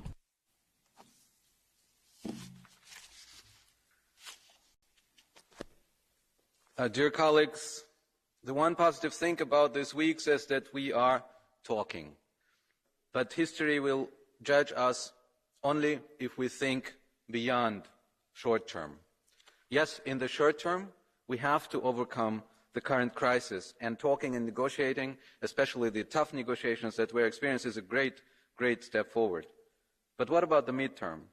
How do we make sure that we have a sustainable solution and we do not allow Russia to repeat threatening posture vis-à-vis Ukraine and its other neighbors again and again and again? We must make clear that we can only return to business as usual if Russia will cease its propaganda crusade against Ukraine, its threats against Ukraine, and its lies against Ukraine, just as we heard the lie about an alleged genocide or discrimination of Russian speakers, which are not true. We have to do everything possible that the blackmail that we are experiencing will not be repeating itself. And yes, we must start thinking about how to develop the Minsk agreement beyond the mantra that we've been repeating so far, because we need a tool that is effective in the midterm. And in the long term, we will have to engage with Russia where we can, but we must disengage where we must. And we must disengage also in the energy area. That's why Nord Stream 2 is not part of sanctions. Nord Stream 2 is unacceptable no matter what. Thank you. Danke. Yes, thank you very much. I'd now like to hand the floor to Mr. Harold Wilimski. Danke, Herr Präsident. Meine sehr geehrten Damen und Herren, wenn wir heute das Ukraine-Russland-Thema erörtern, das aus meiner Sicht discussing Ukraine and Russia, I think we ought to think back to 2003. 2003, when the then US President, Mr. Bush, and the Defense Minister, Mr. Powell, and Tony Blair, the UK Prime Minister, lied to the world and took us into the Iraq War. We should also think back to 2014, following Maidan, where Ukraine was newly ordered, as it were, and the son of the current president, Hunter Biden, was involved in Ukraine energy companies, and the US, Yarenko, received a different citizenship on the eve of the same day, then became the finance minister in Ukraine. So, as you can see from all these convoluted goings on, then it's all about interests, and basically business interests. As an Austrian, I would like to add that I come from a country which is obliged to neutrality, and I like the Russians and Americans equally. And obviously what I want is to guarantee peace in the long term in Europe. But I don't think we in Europe should be turned into a ball which is being hit back between Russia and the United States. That's not good for Europe, for the continent, or the European Union. I think, in my opinion, what would be helpful is to solve this conflict without the participation of the states. Because what we've heard from the Biden administration is one provocation after another. Obviously, we don't want further expansion of the East on the part of NATO, and I think what I would suggest, this is my last word, is a tripolar conference between the Europeans, the Russians and the Ukrainians, and then have this on a more permanent basis so that we don't become a kind of geopolitical ball of financial interests. The next speaker is Mrs. Anna Fotiga.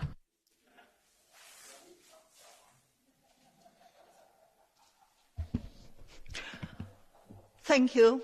Putin's Russia, supporting ethnic cleansing, then self-determination,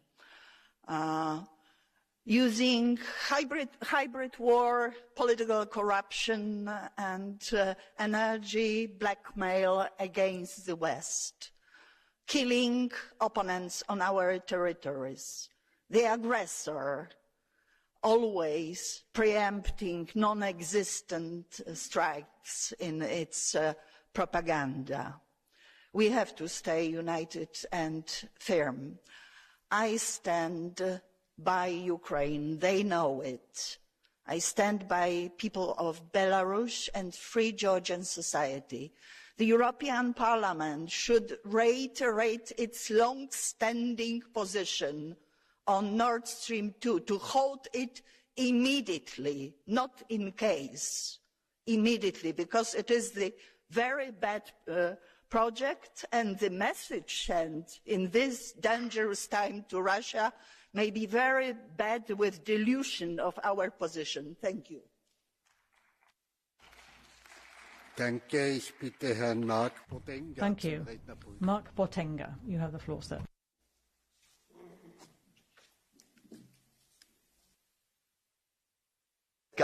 De-escalatie nodig in Oekraïne. En zoals altijd in de diplomatie betekent dat we... De-escalation is necessary in Ukraine. In diplomacy, this means speaking with unpleasant people.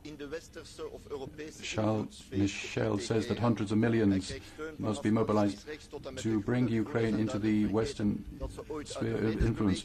The Greens, the left, have supported this, but they've forgotten the basic principles. We must imagine what if hundreds of millions were to be mobilized by Russia to get Mexico, for example, in its sphere of influence. We must think about this sort of thing. Europe has understood that Austria, Finland, the neutrality was correct, but we've forgotten this lesson. Ukraine should be integrated into NATO, and this will lead to a conflict. We must negotiate. They shouldn't extend NATO. We should have a common peace structure in Europe. Thank you. The next speaker is Miroslav Radakovsky.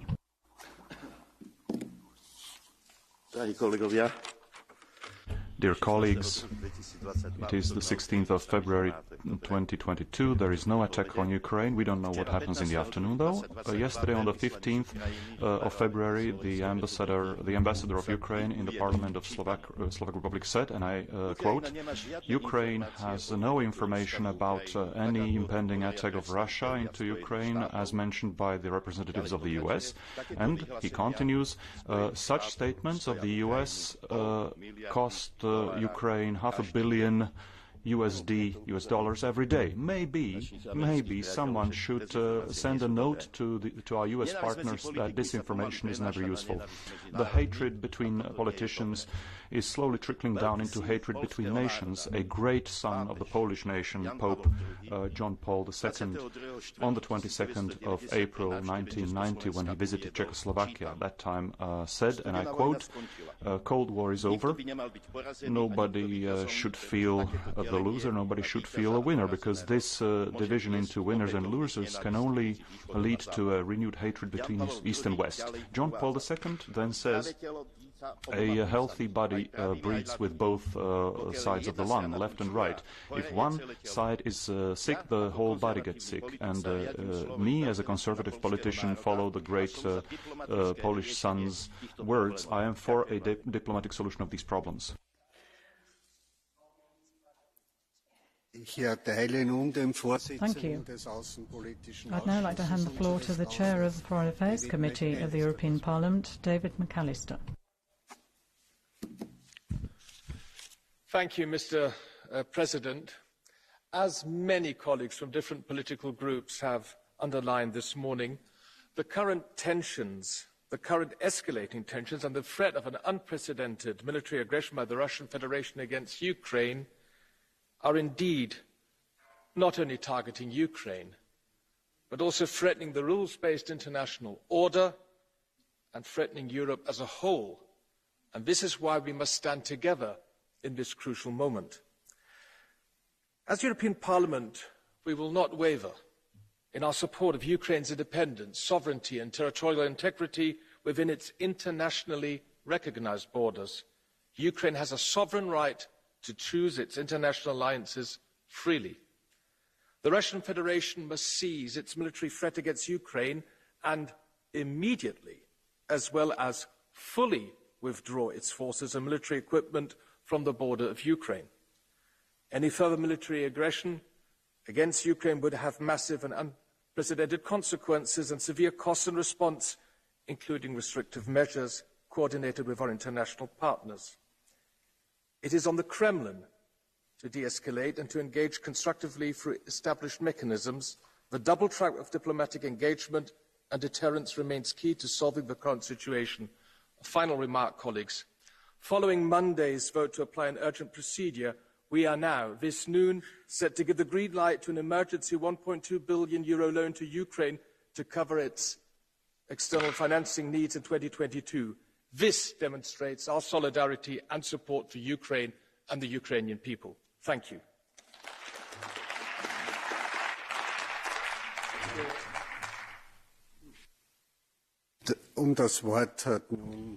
The next speaker is Mr. Cimoshevich.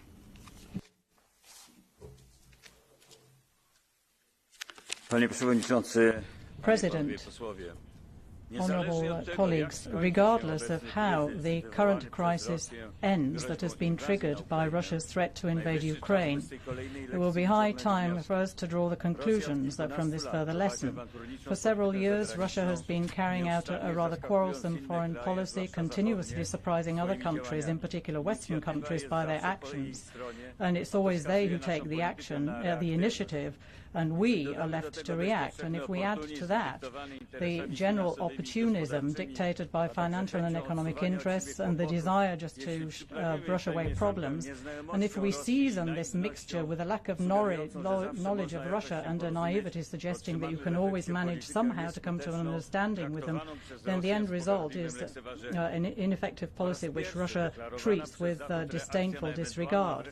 For the first time, the West's reaction has been announced to a possible aggression by Russia, including a threat which is really serious and costly sanctions which Putin cannot ignore when weighing up losses and gains. In my opinion, we should go further and credibly threaten the interests of the corrupt elite. Europe must also actively pursue independence from Russia's energy supplies. A country which violates international law, robs their neighbours of part of their territory, appeals to brutal armed force, corrupts parties and politicians in our countries, which wages an intensive campaign of lies in the digital sphere, cannot be regarded as a reliable and trusted partner. The security of our energy systems cannot depend on the whim of an autocratic leader in Russia. It's time for us to take the initiative for complex and joint action. Today, we are urgently helping Ukraine, and tomorrow we should give serious thought to how to eliminate the reasons and the cause of our helplessness in the face of the threats from our quarrelsome neighbour. Thank you.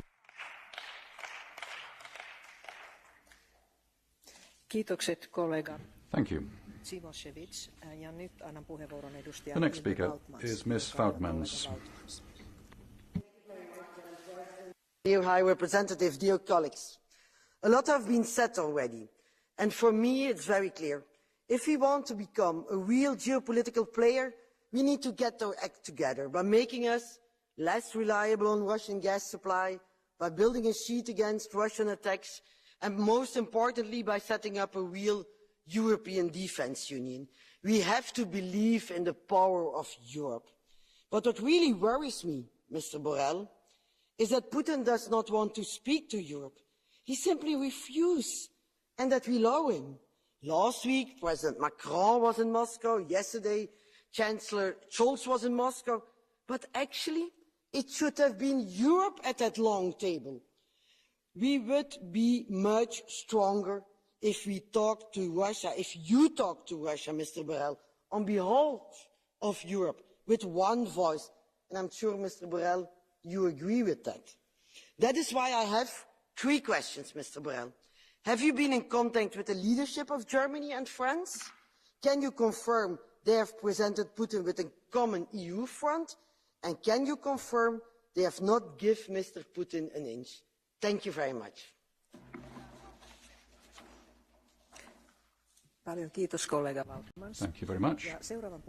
The next speaker is Mr. Rope. Thank you, Madam Chairman. Dear colleagues, the Kremlin is instigating military conflicts, They are instigating political murders. They are destroying the last remaining pieces of democracy in their own country.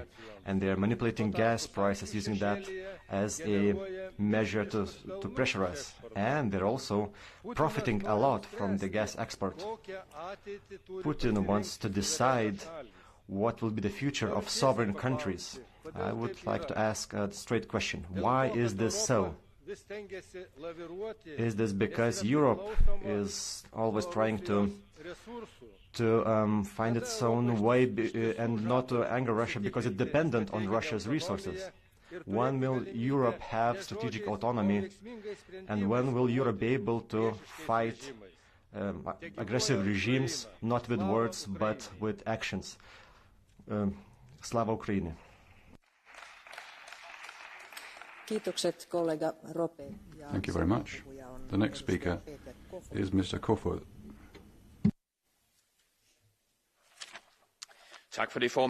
Thank you, Madam President. Many speakers have already underlined the serious situation we're in, a situation where there's a risk that it can become worse. I would like to express my deep sympathy and support for Ukraine, because, of course, a country should always have the possibility to choose its own destiny, its own future, irrespective of what its neighbours think. And, of course, this also applies to Ukraine.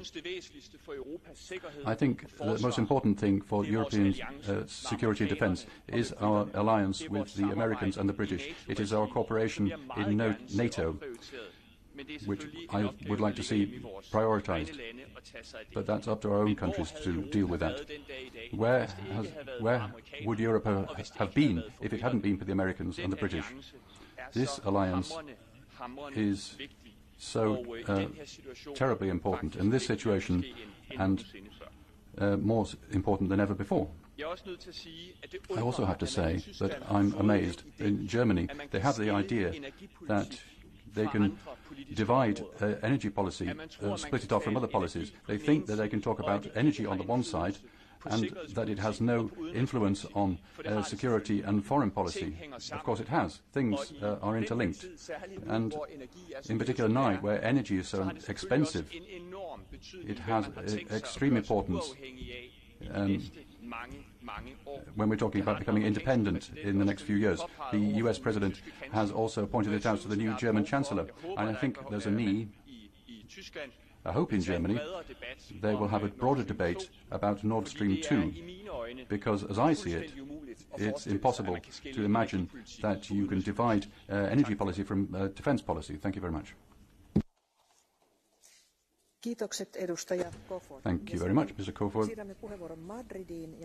Now we go to Madrid and Mr. Terch. Thank you very much, President. Weakness produces monsters, and European weakness, along with the weakness of the current U.S. administration, has invited Putin to show his worst side. We've seen the first chapter of this drama under Obama, when he let himself be trampled over, and all of his red lines trampled on in Syria and in what happened in Crimea. And so weakness produces monsters, and we have to stop Putin where he is. His threat is not just Ukraine, it's all of Europe and all of Western Europe, Poland, Lithuania, the Baltics, Bulgaria and Romania.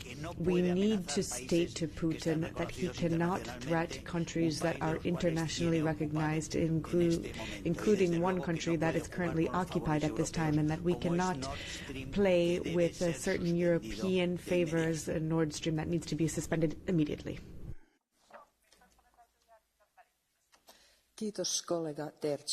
Thank you. The next speaker is Mr. Willumsen.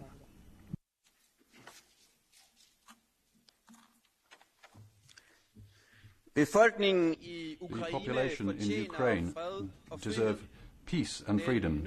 The current Russian aggression, the annexation of the Crimea and the occupation of East Ukraine is totally unacceptable.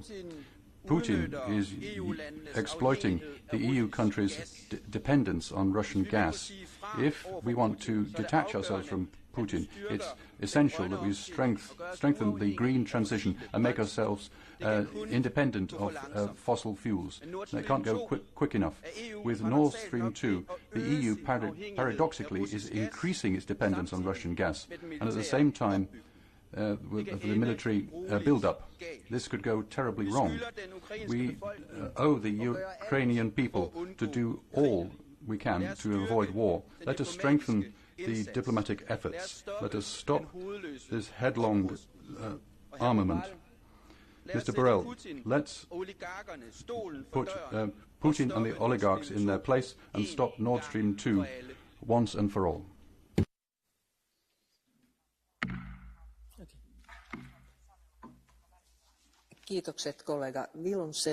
Thank you. The next speaker is Mr. Gyungyosi. Thank you, Chair. In Yalta, exactly 77 years ago, superpowers divided Europe for half a century, ushered in the era of Cold War, and shoved Central Eastern Europe behind the Iron Curtain against its will. Once again, Russia is aiming to divide our continent by extending its sphere of influence. Putin is reviving the Brezhnev doctrine and the Cold War rhetoric. Mr. Borrell, you mentioned exemplary unity and solidarity within the EU. While we have Viktor Orban acting as a fifth column within our community, echoing Moscow's position, blocking NATO initiatives, downplaying the impact of sanctions, betraying not only its allies, but over 100,000 Hungarians living in Ukraine's Zakarpattia. I was happy to hear Mr. Legutko, speaker for ECR, to recount the European collaborators of Moscow. Representatives of PiS, the Polish ruling party, could help the EU by influencing their key ally in Hungary, Viktor Orban. They are our best hope, at least in this regard, until the Hungarian elections on the 3rd of April. Thank you. Thank you very much. The next speaker is Mr. Sikorski. Madam President, colleagues, we tried to integrate post-Soviet Russia into our community. We admitted Russia into the Council of Europe. We signed Partnership and Cooperation Agreement. We were ready to sign Partnership and Cooperation Agreement 2, which would have been an association agreement in all but name. But Mr. Putin has gone the way of conquest. And that, of course, has to be countered. I welcome the words of the President of the European Commission that we need to become more independent in the energy sphere. European defense is one thing, but what we really need is a gas union. Just as the Commission buys uranium on behalf of member states and then distributes it among member states, we could be using the power of monopsony, of being the largest customer for Russian gas. I call on Germany to overcome the selfish logic of Nord Stream 2 and to become the leader of the gas union. This would be good for the environment, good for the European economy, good for member states. We would all get gas cheaper, and good for our standing with Mr. Putin. He will not change his mind thanks to partnerships between cities. It's not a language he understands. He will change his behavior if we confront him with actions, not just words. Thank you. Thank you very much. The next speaker is Mr. Olekos. Thank you, Madam Chair. Dear colleagues, once again we're discussing a crisis in the center of Europe created by Russia and trying our best to avoid any unnecessary confrontation. Once again we see a flow of European and world leaders to meet the biggest European bully, and we are clapping our hands with the relief if he decides to move echelons of his soldiers a few hundred kilometers from the Ukrainian borders. Of course, we should use all our diplomatic means to achieve the peaceful ending of the current crisis. I believe we can achieve this only by being united in our response. We should push even more for a common approach to any security crisis. For this reason, we have to ask governments of our member states to dedicate adequate attention and financial resources to the defense sector. We also have to free ourselves from the big dependency on the one big supplier in any areas of our life, including energy. For that reason, I welcome the efforts of EU diversification of energy supply. As a European security system cannot be decided in the corridors of Kremlin, the same way the path of Ukrainians cannot be decided in Kremlin too. Ukraine's future should depend on the choice of its people. But the EU has the right and the moral obligation to stress again that Ukraine has a place among European family, and Europe will help Ukraine in these difficult times in all possible means, financially, in expertise, and with defense military equipment. Thank you, and Slava Ukraini!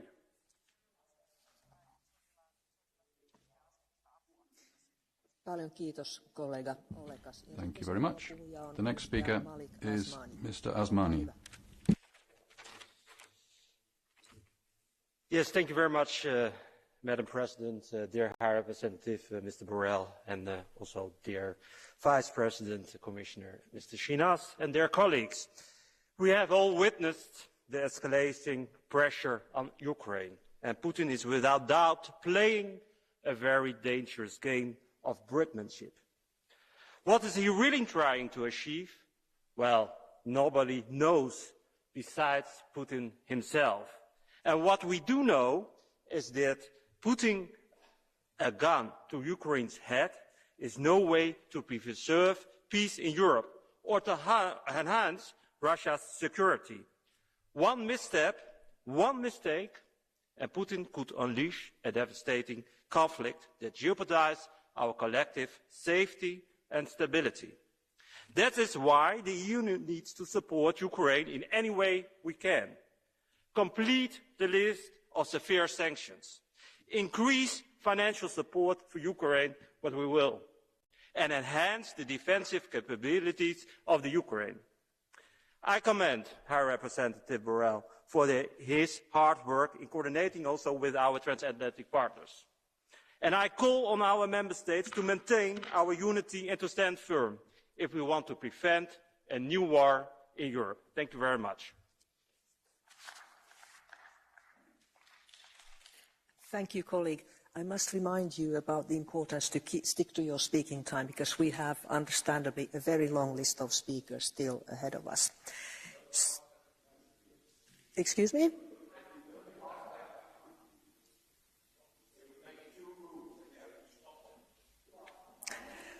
Ja seuraava puhuja on... The next speaker. Seuraava puhuja The next speaker is Ms. Gregorova, speaking from Prague. You have the floor. Děkuji, předsedající, vážené kolegyně, vážení kolegové. We meet in this plenary on a day that many have speculated over the past week Russia would invade Ukraine. Both those people that have experienced war and those who would like to do without that experience feel their throats tighten at the prospect. If we look at the list of security threats over the past few years, we would search in vain for incidents that were not acts of aggression by Russian Federation. Think Georgia, think Ukraine. Spying scandals, assassination on European soil, or disinformation campaigns, all these show Kremlin's handwriting. Whichever way the current tension turns, it is important to remember that Russia has long been at war with European countries, just using non-traditional methods, and Russia is winning.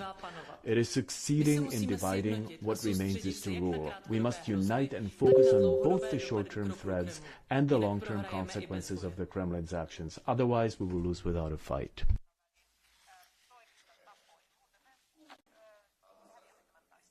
Thank you. The next speaker is Mr. Simniok. Madam President, colleagues, the situation on the Russian border with Ukraine is worrying and very untransparent. Whether the partial withdrawal of Russian troops will lead to a durable détente is unclear. The situation to improve this needs several steps. We need a guarantee by Ukraine that they will not accede to NATO.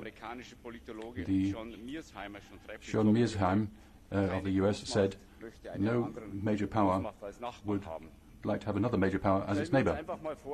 Let's just imagine Canada would have an alliance with Russia. The US would be delighted about that. These facts show NATO has been moving for decades towards Russia and not the other way around. A unilateral demonization of Russia should be rejected. The existing sanctions should be rolled back, and to remove this unnecessary tension. Ukraine should be a neutral state, to have relations with Moscow and Washington without being on any particular side, and to avoid any conflict between the two powers. Of course, Russia must be aware of one thing: the Visegrad states, the Baltic states, or our Polish friends. If there were a Russian aggression or threat, we would be definitely on. We'll be all together, and let's be all clear: a war must be avoided at all costs. Thank you very much. The next speaker is Ms. Szydło. Yes, thank you, President. Dear colleagues, Russia lies closer to the European Union than I think those of us can recall, politicians and those of us in this particular House. And Russia is a dictator. He uses the weaknesses and the naivety of us and the lack of courage against him. And I don't think there should be any illusions that by saying that we won't allow Nord Stream 2 to start, that will have any kind of consequence. I think we have to show solidarity, we have to be united, and we have to be unambiguous in our decisions. Today we have to support Ukraine, and we should not forget either that the policy of the European Union vis-à-vis Russia should be decisive and unambiguous. That's what Europe needs today, and that's what Ukraine needs today. Thank you.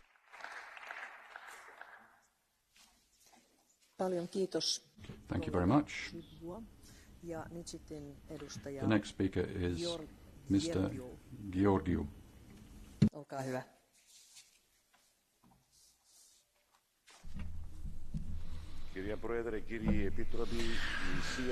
Dear Chair, Commissioner, CIA said that there would be a war today. No war happened. Do some people need the war, want the war? There's a lot of money in the sales of natural gas.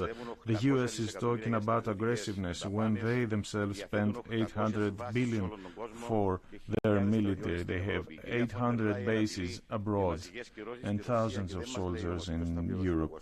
Ms. von der Leyen is threatening with sanctions, but who is going to pay the cost? It will be the European peoples, and the EU is just the tail end of NATO that is simply watching what is happening in our backyard.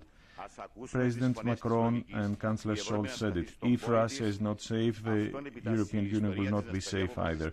So history commands that Europe should stand on the side of peace. We need a diplomatic solution right now, which will mean that NATO will not expand eastwards, and at the same time the Russian troops will fall back.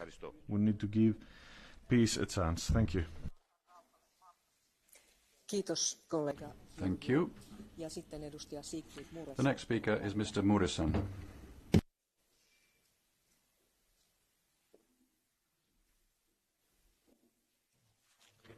Thank you, Madam President. Dear colleagues, let us be clear what a military aggression by Russia against Ukraine means. It means the instant international isolation of the Russian Federation.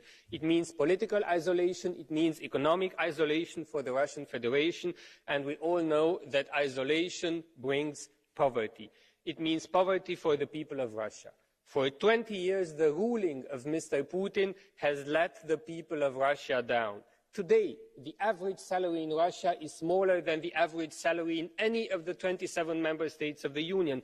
Today, life expectancy in Russia is shorter than life expectancy in any of the 27 member states of the Union, and media in Russia is much less free than media in the European Union. People in Russia today are living in worse conditions than the people of the European Union. This is the truth. It needs to be told.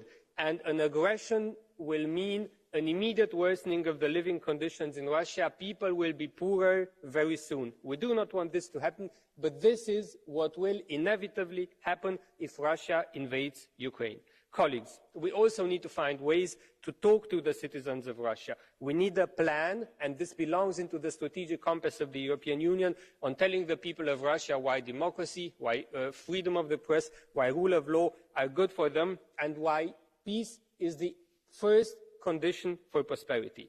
And for us, dear colleagues, defending Ukraine means defending ourselves. We can only live in safety inside the borders of the European Union if we are surrounded by safe neighbors. We can only be safe within the borders of the EU if Ukraine is safe. Defending Ukraine means defending Europe and defending the European Union. Thank you very much.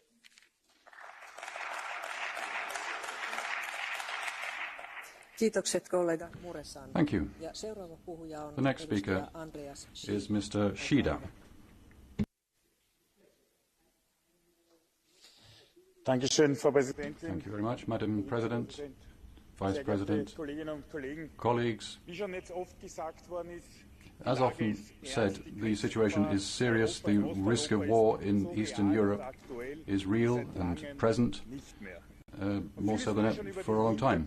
A lot has been said about the background and all the links. Yes, Russia is responsible for this escalation. Therefore, our European decisiveness when it comes to calling on Russia to withdraw its troops, our most important objective, I think, this has been underlined, is to avoid war. Dialogue and de-escalation is our most important goal. We want peace throughout Europe. People in Ukraine rightly want to have a life in peace, but also people in Russia want to live in democracy and want to be rid of this military.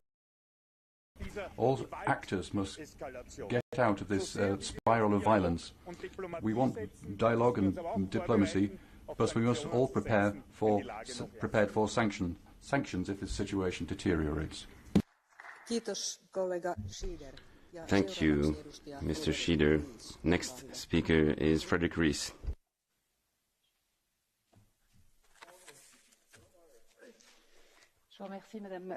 Thank you very much, Madam President.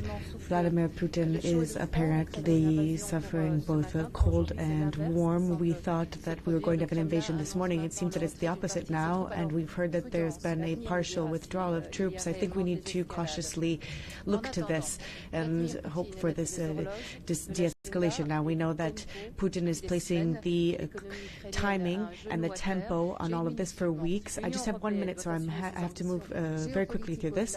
So the European Union must be resolute in the name of all and set its package of sanctions and advance on that common defense. We must also, first and foremost, show the unwavering solidarity to the Ukrainian people that is paying a very high price for its freedom. I remember very well, Mr.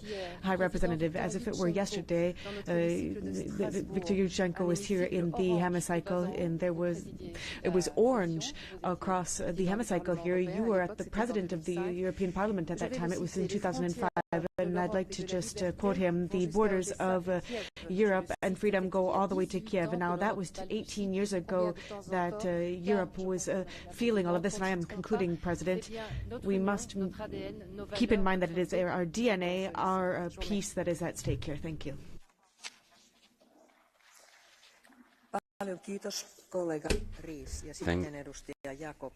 Thank you very much. Next speaker, Jakob Dalunde. You have the floor.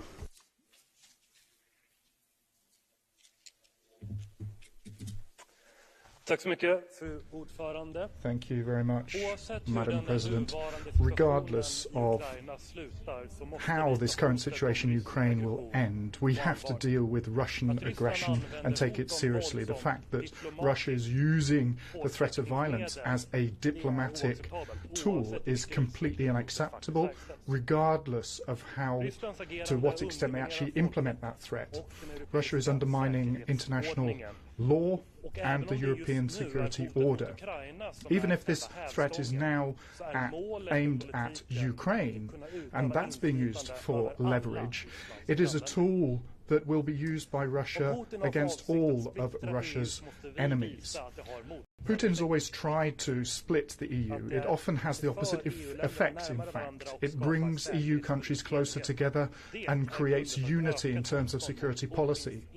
And that is the way to go to counter Putin's claim for power. European solidarity with the Ukrainian people and their right to self-determination and their resolve is also the path forward for Europe. Common sanctions against Russia and measures to support Ukraine will be decisive. I reiterate, a threat of violence is a serious violation of the world order, regardless of the extent to which that threat is actually carried out. If your neighbour comes over to you and waves a pistol at you and threatens you, that is a crime, regardless if that pistol is actually shot or not. Thank you.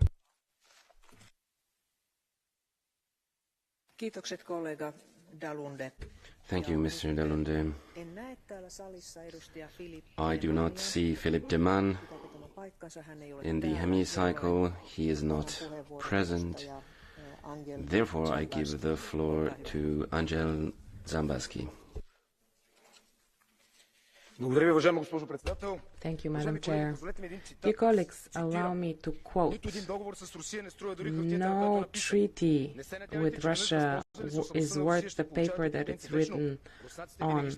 Don't expect to have any benefits from dealing with Russia, and that's why it's worth it to play with the Russians only honestly, but or not play at all."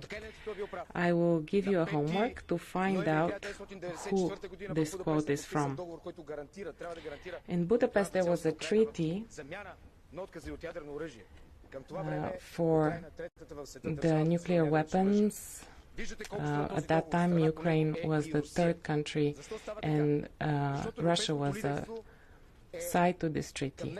Why do things unfold this way? Because European leadership is not skilled enough, is not intelligent enough, and European leaders would go separately, and they don't know how to develop a unified position. Some of them talk about energy independence, the others are building pipelines. This is not going to happen, my dear colleagues, and I'm saying this with all the gravity that this entails. What we need to know is, Mr. Borrell, you are talking about unity. What unity, Mr. Borrell? Each and every European leader is going separately. Some people are saying here quietly, just to be part of the speakers list, Ukraine needs serious partnership, serious support, economy, not just empty words, not just declarations and games. Thank you. Thank you, Mr. Dzhambazki. The next speaker is Emmanuel Morel. We all want to prevent things from getting worse. We want to stop this surge forwards, which is going to endanger European security. We know that even a limited attack versus or against Ukraine would justify a very strong reaction on the part of Europe. We should all agree to say that among all the superpowers who are just putting oil on the fire, there isn't just Russia, but of course that's a difficult point to make. So we have to act to avoid this disaster. We don't want Ukraine to be destabilized or endangered, which means that we have to implement the Minsk agreements as France and Germany have been asking for in the Normandy format context. But unfortunately, we have to say that for the time being, Ukraine is not a member of NATO. We can see that this could lead to war, and to ignore that by simply just disregarding the arguments of Russia would not be a very responsible attitude. Could I reiterate the fact that, contrary to the United States, Russia is going to remain on the European continent? And as Chancellor Scholz was saying, and President Macron, there's no European security if there's no Russian security. Thank you. Thank you, Mr. Morel. And the next speaker is Esteban González Pons. For years, we have tried to avoid any kind of conflict with Moscow, but we can't anymore. This is not the time for speculations or cheap political talk. Putin has made his intentions clear to Ukraine, to Europe, and to the world. He insists that diplomatic options are still on the table, but his troops are prepared for the invasion of an independent nation.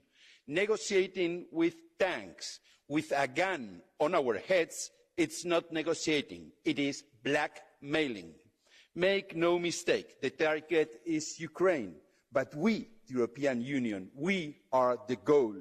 The threat is there, it is now, and it is a real one. The only question that we have to answer is, what are we going to do about it? Do we stand down? Are we going to be prisoners of a dictator? Or do we unite, put our political difference aside, and stand together against this act of aggression? Rather than being afraid, let's hold our heads high and make him understand he will never divide us. Last, I don't want to forget that yesterday a new trial began against Alexei Navalny. Please remember that today, more than ever, Navalny represents Russia's hope. Let's not condemn Russia to suffer a dictatorship forever.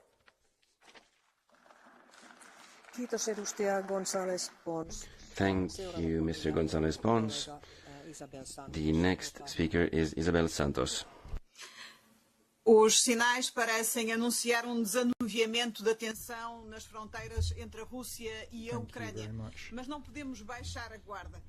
The signs of tension between Russia and Ukraine are quite palpable, but we shouldn't allow ourselves to be led to the conclusion that we don't have any time left to deal with these threats and our future. Our security should not be defined by Moscow and Washington. We need to have it in our own hands. Nothing has been lost yet when it comes to diplomacy. You can only build peace, however, if you're prepared to show solidarity in responding to the threat of war. In rhetorical terms, we have to keep within our limits. We should remain calm. The values set out in the Helsinki Final Act are clear and they cannot be ignored. Thank you, Ms. Santos. The next speaker is Urmas Paet. For years, Russia has been keeping their military in Ukraine, Georgia and Moldova against the will of the governments of those countries, thereby impeding the normal development of these countries. Also, in the current situation, where Russia has surrounded Ukraine with its military, carries a purpose that Ukraine itself should not be able to decide on its future. Russia's goal is to get Ukraine into its sphere of influence. It wants Ukraine to give up its path towards the EU and NATO. So far, Ukraine has managed to endure despite the huge pressure. Democratic Western countries should not make things more difficult for Ukraine. This means that we must remain with the Ukrainians by supporting them every way we can. It means also physical presence in Ukraine. Above all, we must maintain a strong and visible diplomatic presence in Ukraine. The continuous and high-level presence of democracies in Kiev and in other parts of Ukraine is of essence, especially these days. Thank you.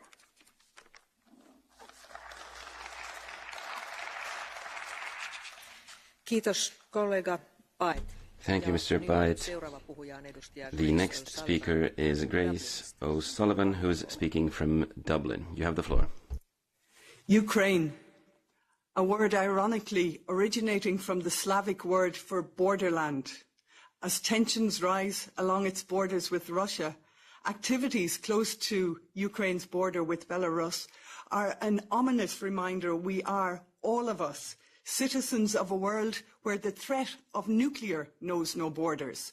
Footage aired last week showing the chilling sight of Ukrainian military undertaking ammunition training in Pripyat, a now abandoned city in Ukraine, once home to workers of the Chernobyl nuclear plant, just 1 kilometre from the border with Belarus.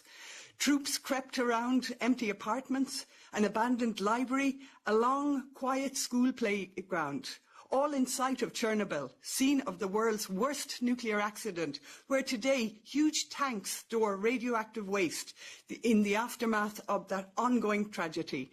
There is no safe way to store nuclear waste, and disturbing those dumps could have catastrophic impacts on humankind and the environment that crosses multiple borders with the message, when it's too late, that peace must always be the ultimate goal.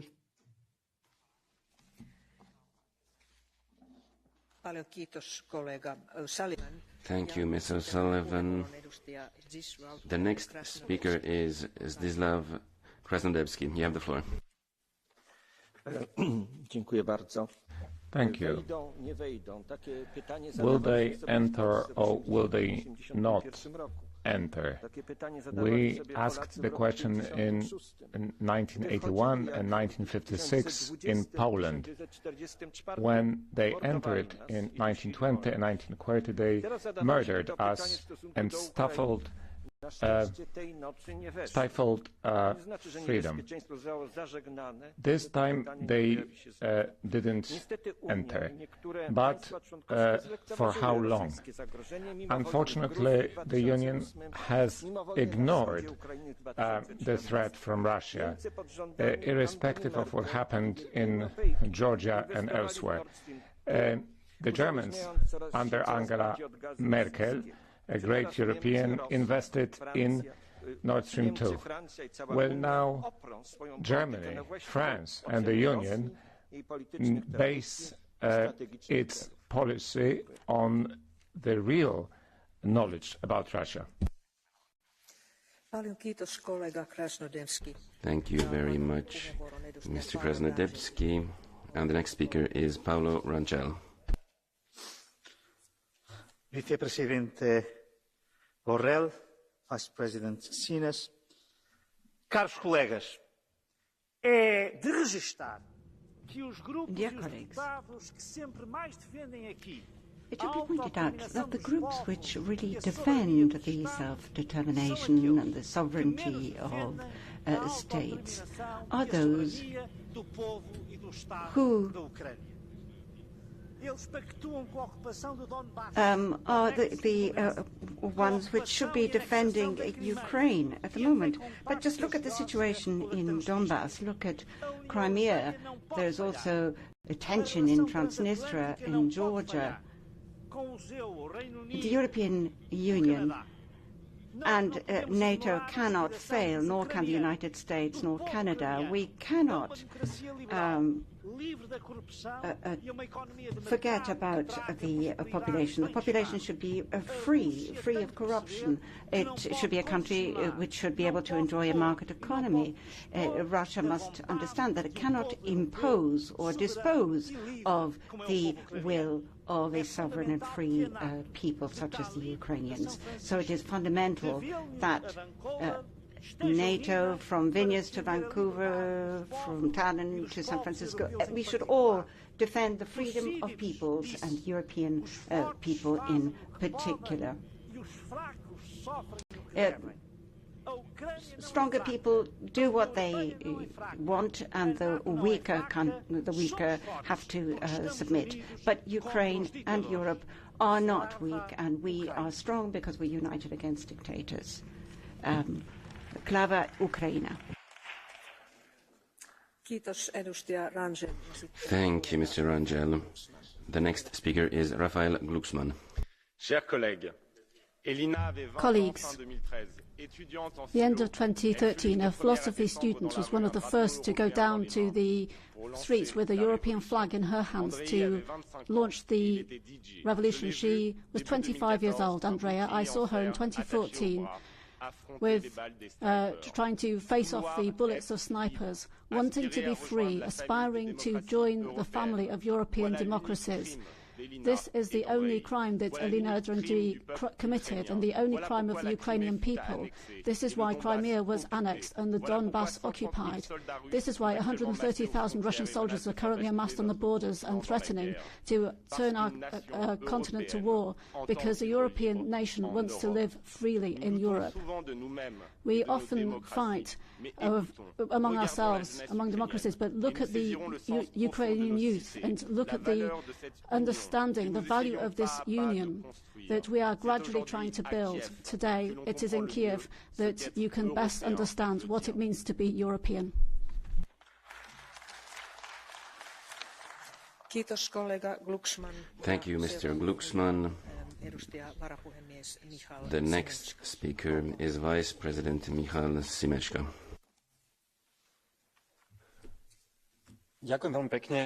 Thank you very much, colleagues. Nobody knows today how the current crisis will end up, but what we know for sure is that it will determine the future of our whole continent. If it becomes a norm again in Europe that strong states can do whatever they wish, that they can stamp out the weaker, smaller countries and they decide on their destiny, take away their freedom, sovereignty, then we all have a problem, especially the smaller countries on the eastern border of the EU. As a politician from Slovakia, therefore, I consider it crucial for the EU to be united and to act resolutely. In dialogue with Moscow, we need to show political and financial support to Ukraine and also prepare strong retaliatory sanctions. We will not thus defend only Ukraine, but also a higher principle, and that is that even smaller states have a right to respect sovereignty and security. Thanks to the EU, we no longer live in a jungle today where the strong can do anything they want and the weaker ones have to endure everything. If we leave Ukraine left to their devices today, we will end up in this jungle again. Thank you. Thank you very much, Mr. Šimečka. The next speaker is Ville Niinistö. Arvoisa puheenjohtaja. Venäjä on kulkenut jo kauan tiellä, jossa maan johto hakee suurvalta-asemaa geopoliittisella vallankäytöllä ja aggressiivisella seek power by aggressive foreign policy. Russia has not been able to increase its citizens' well-being or improve the economy. This power policy is unpredictable. It is a result of weakness. Russia threatens the stability in Europe and in Ukraine, but no other country threatens Russia. Russia has itself invaded Crimea, we have to make it clear to the Russians that they cannot go on this road. They have to support or respect the sovereignty of other countries. We cannot only just react. We also have to have a new direction in security. We cannot just respond to letters. We have to take initiative ourselves. Otherwise, Russia will continue the divide and rule policy, and we cannot accept this. Thank you very much, Mr. Niinistö. The next speaker is Charlie Weimers. Thank you very much, Madam President. Is the EU going to send tanks, or are they going to send blankets to Ukraine? Weapons, or millions of euros that could just disappear? The EU Commission should not be spending more than they have and use that budgetary approach. I would vote against any budgetary support to any areas that are not well administered, either within or out with the EU. Another 12 billion of EU money is going to Ukraine, and it can disappear quite simply because it is not earmarked and can be used for whatever means possible. Surely the alarm bell should be ringing here. There should be military support, peace support, and hit Russia hard with sanctions if they invade. My own country, Sweden, is providing defence material, but the Social Democrats are against that. The way of dealing with taxpayers' money and a false degree of solidarity with the Ukrainian people is what's happening. Brits were sending money to... Brits were sending military support to Ukraine, but the Germans weren't. Thank you, Mr. Weimers. The next speaker is Andrzej Halicki. Szanowni Państwo, Ladies and gentlemen, this debate is not only about Ukraine's defense. It is a debate about our future, the defense of Europe, including my country, Poland. Because what is Putin afraid of? He is afraid of a good example that comes from our member states, that he is afraid that the Ukrainians might choose democracy, civic rights, and fast development and defense guaranteed by NATO. Our duty in Strasbourg and Brussels is to tell Putin clearly that Ukraine has the right to choose its future in Europe, and we must help Ukrainians. Solidarity with Ukraine in our interest, in the interest of our security and future. Putin is afraid of all that because he's afraid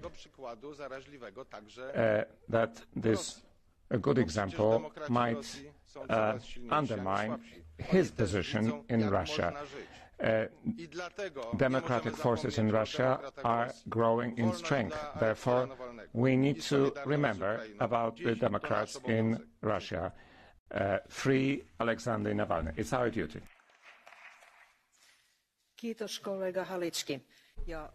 Thank you, Mr. Halicki. The next speaker is Dietmar Köster. You have the floor. The most important thing now is to maintain peace in Europe. Yesterday, important steps were taken and announced to achieve de-escalation. The German Chancellor Olaf Scholz contributed to this to make sure that he rejected the delivery of weapons to Ukraine and kept the channels of communication with Russia open. Yes, the build-up of Russian troops on the border constitutes a threat and has led to this tense situation. I hope that Moscow will follow through on its promises to withdraw. But we need to have an important strategic autonomous security setup in Europe. And to do that, we have to take Russia seriously without splitting it. And if Russia feels threatened by NATO expansion, we need to talk about it. We need to negotiate that. We have to have a security conference in Europe to deal with this. Security in Europe cannot exist without Russia, and that is the cost of the peace, order of peace in Europe. Thank you, Mr. Köster. The next speaker is Ilhan Küçük. Thank you, Madam President. Dear colleagues, Ukraine is Europe, and Ukrainian security is a European security. Mr. Borrell, unity among member states is the most important for us.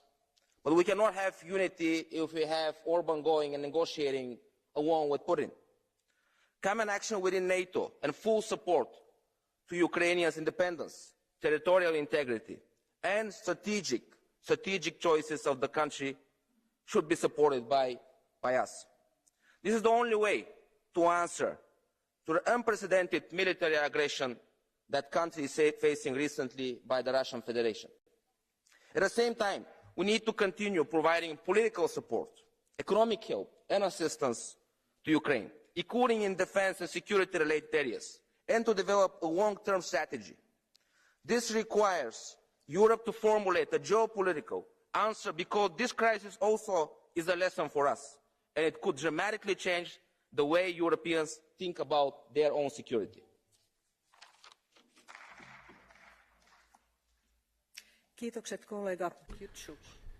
Thank you, Mr. Küçük. I will now give the floor to Reinhard Bütikofer, who is speaking from Berlin. You have the floor. President, colleagues, the fact that we Europeans must be showing solidarity with Ukraine has been rightly emphasized by most speakers. Only the extremists from the right and left make themselves instruments of Russian neo-imperialism. The rejection of a new intervention in Ukraine is not enough. Putin is also wanting to revise the stability order in Europe, so our response must cover all aspects of this policy and counter it. Russian recognition of the so-called People's Republics in the Donbass must be followed by tough sanctions. We should not allow Western greed to be exploited by Putin. So we should stop Nord Stream 2, and we should finally take a tough stance on Russian corruption and money laundering in the EU.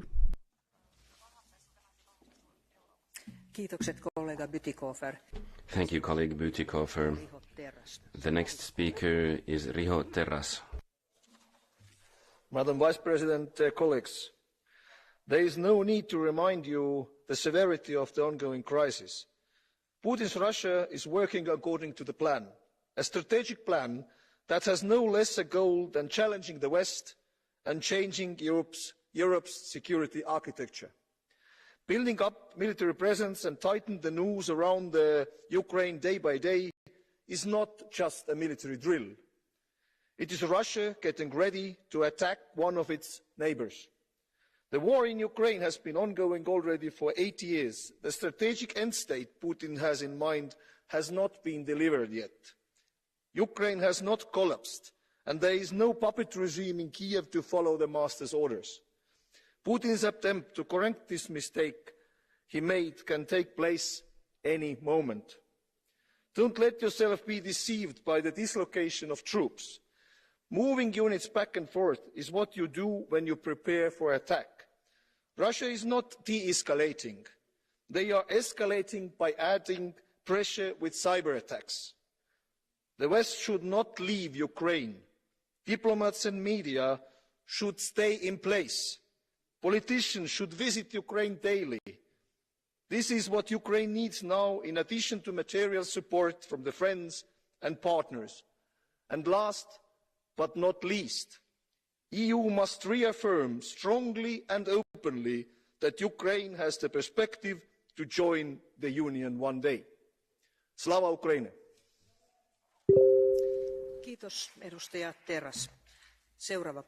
Thank you, Mr.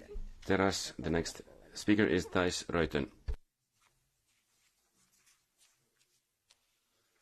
Thank you, Madam President, Commission, Mr. High Representative. Yesterday, we debated the CFSP and the CSDP here, and I commend you, Mr. High Representative, for your tireless efforts in trying to bring about unity, and with success. But I expect more from the Council, peer pressuring member states, deliberately jeopardizing this very unity for internal political reasons or with misconceptions of history. We must stand foursquare behind the free and independent people of Ukraine, through diplomacy, through the provision of defensive aid and through hard cash, because this is also about us, about our values, about upholding international law. And it must be crystal clear ahead of any further aggression, how high the price will be. Freezing assets, stop freedom of movement for everyone related to the regime, banning Russia from SWIFT, and halt Nord Stream 2. My message to the Russian people, who are not our enemy, do not let Mr. Putin drag you into a senseless war. And to the people of Ukraine, long live a democratic Ukraine. Thank you.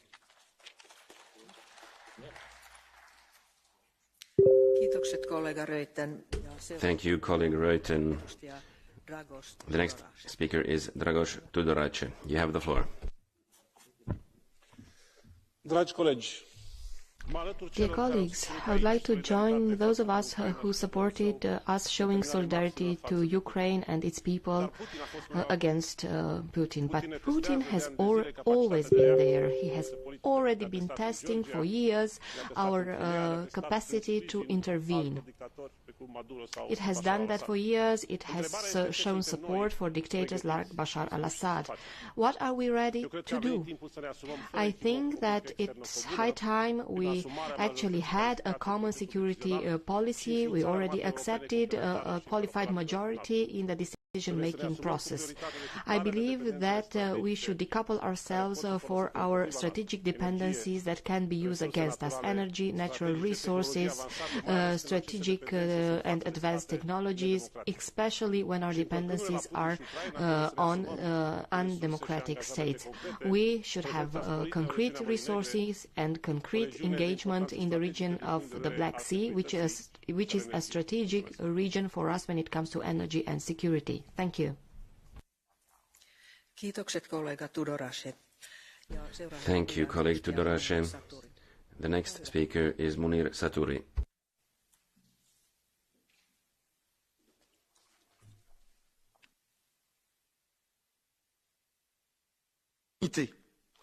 Pour le dissuader d'engager un conflit sanglant au port de l'Union, we have to try to deter Russia from a bloody war. We're faced with a nationalist, somebody who's prepared to sacrifice human life, and we cannot give in at all.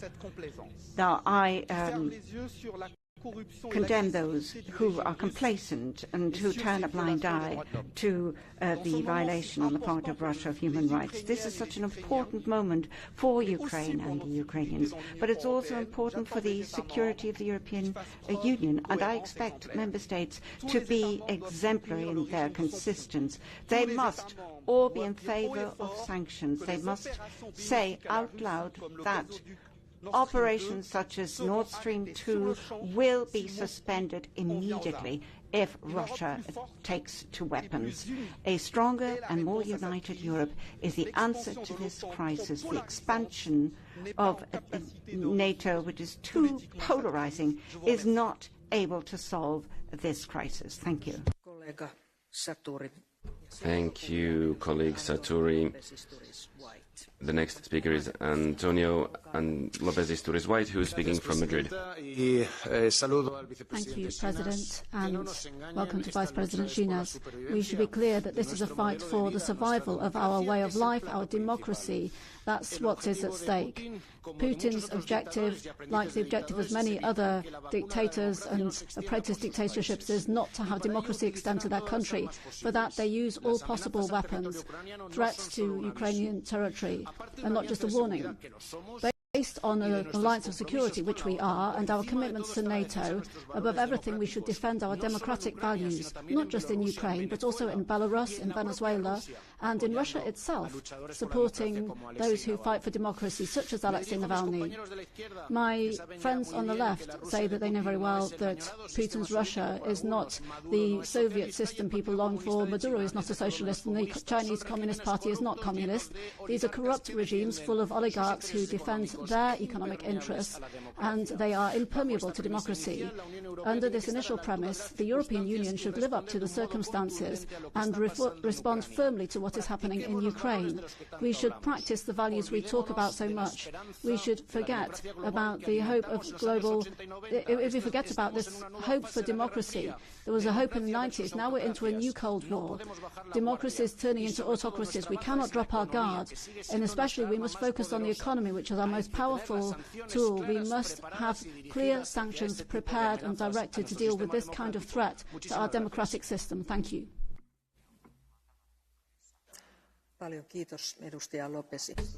Thank you, colleague Lopez Isturiz White. And the next speaker is Evin Insir.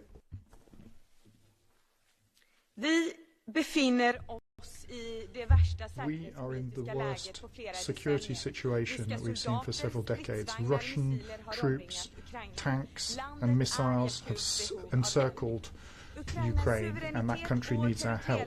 The sovereignty and territorial integrity of Ukraine is important for us, for Europe, whether our people, our children and our right to decide to act under the rule of law.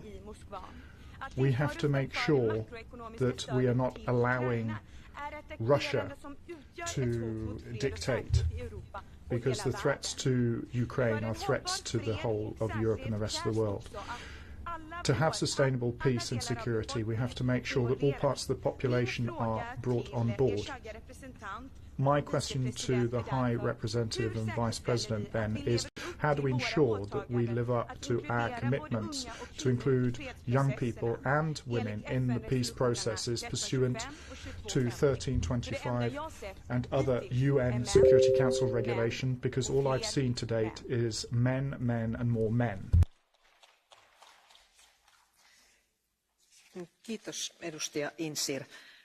Thank you, Ms.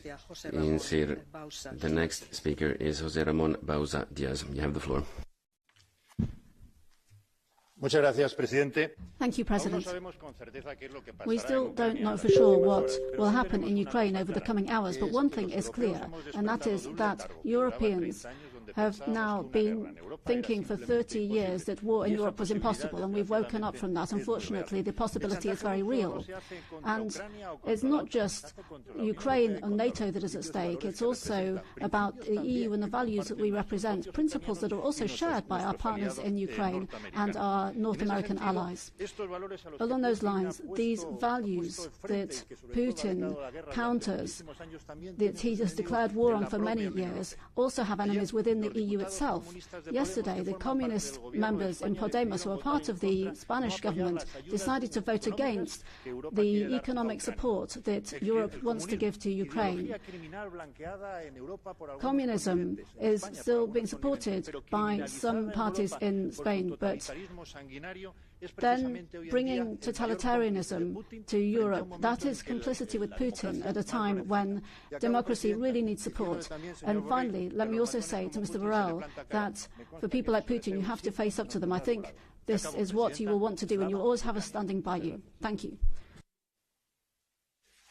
Thank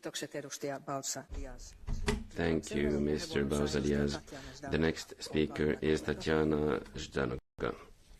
I could not imagine up to today that the slogan, Nazi slogan of Nazi collaborator Stepan Bandera will be pronounced from this tribune for many times and echoed in the hemicycle. We are living in the time of information wars, and one of the instruments is, of course, slogan. One of the instruments is disinformation. And the example we are giving now, having just this title of the debate, Russia's military threat against Ukraine, it is not proved. It was repeated that today even mentioned that Ukrainian diplomats are denying elsewhere in the European Union this because it's damaging Ukraine.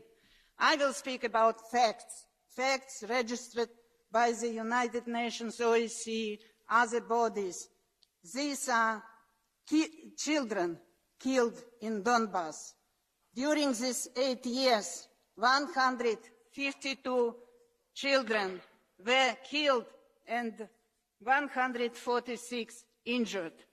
The latest case is the case of Slavik Dmitriev, the boy, 4-year boy, killed by drone on... Colleague, our rules prevent this kind of... Excuse me, colleague. I am obliged to tell you that according to the rules of procedure, this is not allowed. I'm very sorry. So your time is out. And his parents asked to tell, stop killing Donbas children. You have to do this outside the plenary. Thank you. Kiitos. Seuraavaksi annan puheenvuoron edustaja Trajan Basescu. The next speaker is Trajan Basescu. Mr. Basescu, you have the floor.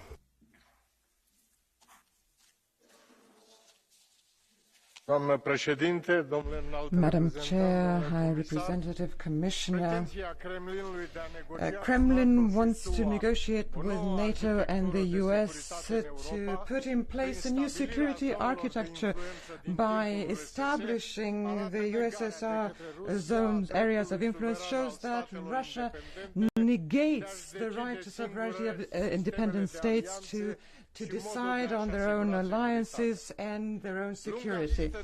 The long list of compromises that we've shown Russia for business, from some EU companies, but also for the supply of gas at preferential prices, have given money to this army that now threatens the peace of European countries. So this business as usual that we all love is now hampering the security of Ukraine, of the Baltic countries, of Poland, of Romania and Bulgaria. These days the US and the UK reacted swiftly, giving military help to Ukraine and the eastern flank. NATO is the only shield of security that we have, at least for now. Security solutions in Europe are speeding up the independence, the process of energetic independence from Russia, discouraging Russia in military terms, and putting an end to political compromises in favor of Russia. Thank you very much. Thank you, colleague Basescu. The next speaker is Robert Biedron. You have the floor.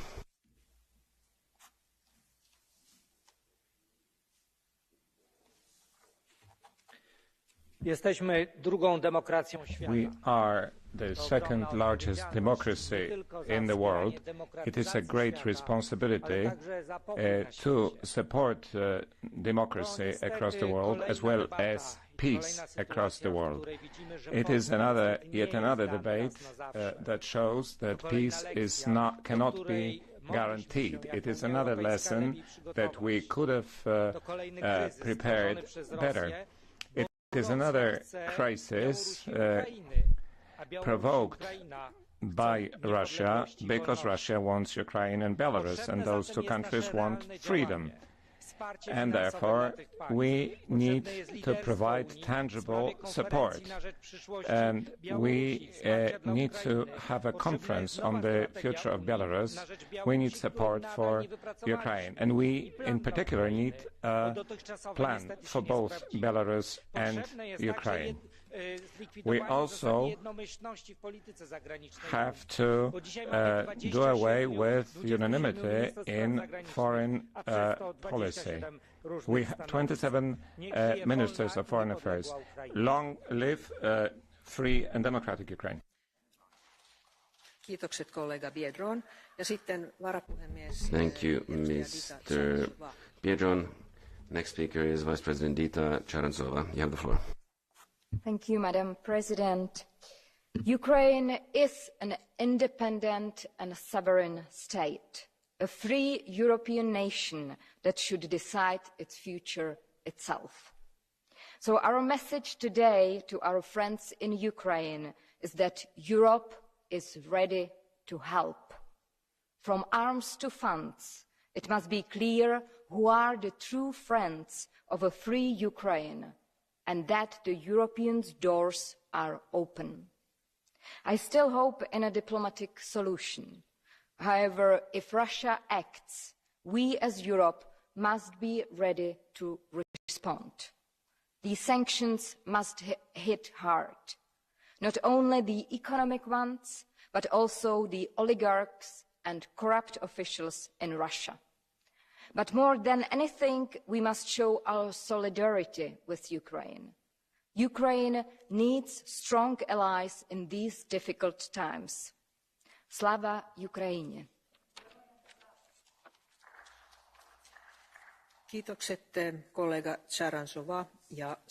Thank you, colleague Charantsova. The next speaker is Thomas Weitz. You have the floor. Thank you, President, Commissioner. Sind wir uns dessen bewusst, dass wir jedes Jahr mit Are we Dutzenden Milliarden aware Euro that durch unsere tens of Gaseinkäufe billions das of Regime von Putin euros finanzieren, indirekte are being spent by us Marsch an der ukrainischen indirectly in Grenze supporting finanzieren? Putin's regime and co-financing the build-up of troops on the border with Ukraine? Paying for gas isn't just a climate issue, it's a security issue. I think we should have done our homework, and there needs to be replacements found for provision of gas to Europe. We need to leave gas behind, not just for climate policy reasons, but for security concern reasons as well. And that Orban is now using Russian money, Russian technology, having a nuclear power station built on the fault line, by the way, is not just a climate problem, it's a security problem. The interests of Europe and the interests of Hungarians are being submitted and sold to the regime of Putin. And last but not least, if you think that through taxonomy you're allowing gas to come in as a green, open for green investments from the private sector, you really haven't understood the serious nature of the situation.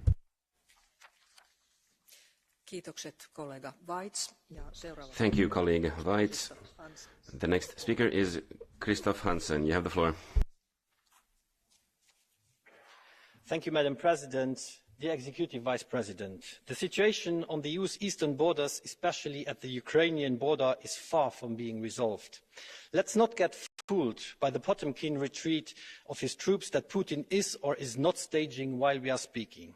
Let's not be fooled while the online networks of Ukraine's defense ministry and 2 banks are knocked out by cyber attacks. This is not a coincidence, and my colleague Rio Terras has highlighted this. Putin couldn't care less about an economic crash in his country when the situation of instability allows him to maintain and extend his power grab elsewhere. On our side, we need to support Ukrainians wherever we can. Therefore, I more than welcome the macro-financial assistance we granted this week to Ukraine. But the current crisis also cruelly highlights once again our weakness when it comes to speak with one single voice in foreign policy. Did Macron, Schulz or Bettel convey the same message to Putin? I strongly doubt this. So when do we get once and for all rid of the unanimity in foreign policy? The Executive Vice President, how are you planning to speed up the development of PESCO to better be prepared to the next crisis that will inescapably come down the road? The success of these projects will be the precondition to be taken serious on the international stage. Putin is trying to divide the West to better reign. No doubt about that, but this should be our chance and our encouragement to unite. Putin's worst-case scenario is a united West. Let's not get fooled. Let's stick together. Kiitokset, kollega Hansen. Thank you, colleague Hansen. I do not see Elisabeth Gualmini in the hemicycle. Therefore, I give the floor to Klemen Grossel. You have the floor. Ladies and gentlemen, the crisis at the Ukrainian-Russian border demonstrates that we are living in an unpredictable world where great powers ruthlessly compete with each other and where the use of force is sadly becoming a reality. The current crisis is, however, not determining only Ukraine's future, but is also representing a battlefield of opinions as to the future of the European security infrastructure. This infrastructure has been providing a relative peace and stability in Europe for the past 30 years. Its foundations can be found in the demanding negotiations during the Cold War period. We have to realize that we are facing tectonic movements in the European security infrastructures. But these movements are a process that has been going on for some time now and shall continue. Unfortunately, it will most likely go on in a series of crises that we have been and will be seeing in the broader European area.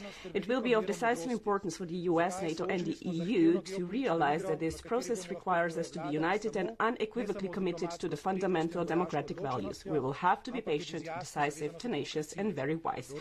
We will be facing an extremely demanding geopolitical game in which we will prevail, not only by being diplomatically dexterous and militarily decisive, but also clearly committed to democracy. Because of these reasons, the EU must strengthen its autonomy not only in the area of military but energy.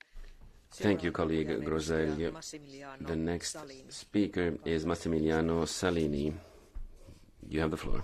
Grazie, Presidente. Thank you, President.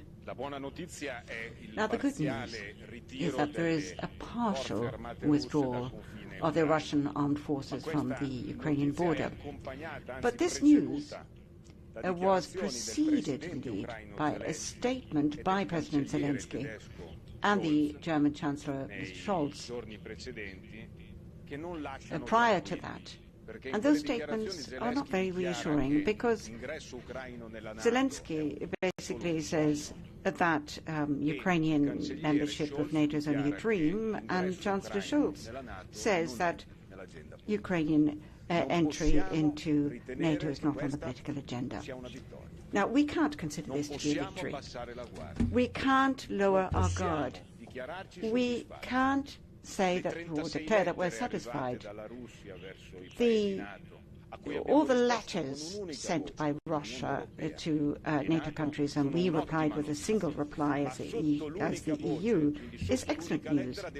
But in that single letter, speaking one voice, there should be a single position. Nobody obliged us to depend on Russian gas, and yet we did, or to a very large extent we did. And then there were very complex situations in Africa, for instance, where we withdrew, leaving room for the Russians. So there's no single policy behind that letter, no single economic strategy, and that is what we need. Thank you. Thank you, Mr. Salini. The next speaker is Carmen Avran.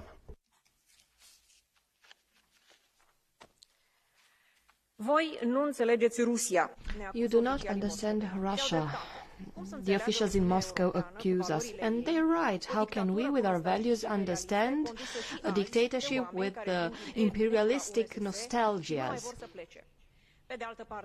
On the other hand, it is difficult to understand why, when we clearly understand Putin's intentions, like bringing troops so close to our borders, the European Union is not able to speak firmly and to decide on repercussions. To be silent, to tolerate this blackmail, or to believe that Putin might become an apostle for peace is a mistake. Regardless of the end of this crisis, if the EU wants to be a powerful and credible world actor, Europe needs to act firmly, because Putin will never give up just interfering with our lives. But if we are correct in business and if we are swift to intervene, then we will do everything right. Thank you. Thank you, colleague Avram. And the next speaker is Katalin Che. You have the floor. Thank you, High Representative, dear colleagues. Let's pause for a moment and let the dark truth sink in. For the first time in decades, there is a very real chance that there will be war in Europe. As we debate in this very house, there are still Russian troops staring down Ukraine on the EU's eastern neighborhood. We all read the news that they might attack today.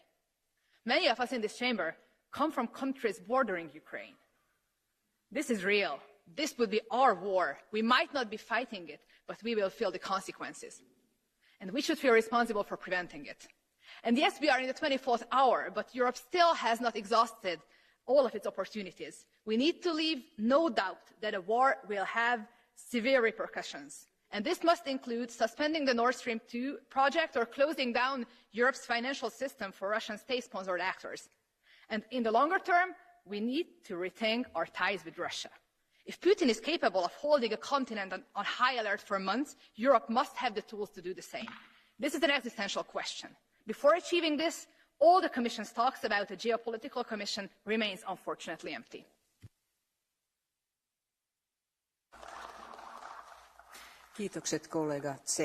Thank you, colleague Che. The next speaker is Ludwig Niedermayer. You have the floor. Thank you, Madam. Commission President rightly said that this conflict is about democracy, about the values and about the freedom, and she's right. But also in such a conflict, diplomacy plays a very important role. It seems to me that it was rather a clear position of NATO, fair stance of US diplomacy and effort of some European politicians that turn the situation to better. EU foreign policy didn't play a sufficient role. I guess this is another wake-up call for us. We need such a foreign policy that would work and that would be recognized. European countries also should invest more into military. We cannot afford to be, again, free rider of the NATO. Also, we must be much better prepared for conflicts with the countries that are important suppliers of energies, like Russia. Not ex-ante evaluation, not ex-post evaluation, but ex-ante assessment of the risk and sufficient guard how to protect our people and how to protect our economy. We shouldn't fool ourselves. Despite of ease of the pressure, Russia is still sponsoring war in East Ukraine. Millions of Ukrainians are suffering, and we have troubles to find the right way how to help them, and also protect our interest. At the same time, I believe that politics of Mr. Putin is getting more aggressive and less predictable. We, again, should not be naive. Suffering of his country wouldn't change his mind because it doesn't attach his well-being. Only very bold sanctions can have an impact. So the next time we must be much more better prepared than this time. Thank you. Thank you, colleague Niedermayer. The next speaker is Leszek Miller. You have the floor. Madam President, ladies and gentlemen, yesterday in Moscow, Chancellor Scholz said that war in Europe is unthinkable for his generation. For my generation, it is also unthinkable, and therefore we must do everything to prevent such war. The President of the Council and the Commission said that so far we had managed to de-escalate the situation, but Russia still maintains forces that can threaten Ukraine. Surrounding Ukraine with troops is not peaceful. It is offensive. Right now, it is European leaders are talking with Russia, but the institutions, the European institutions, are not taking part. We must help Ukraine with financial resources and a plan for its membership. Thank you, colleague Miller. The next speaker is Guy. You have the floor. Thank you. I'm asking myself, Mr. Borrell, what you're going to take from here as a conclusion of this debate. In my personal view, I think there is an enormous unity in this Parliament.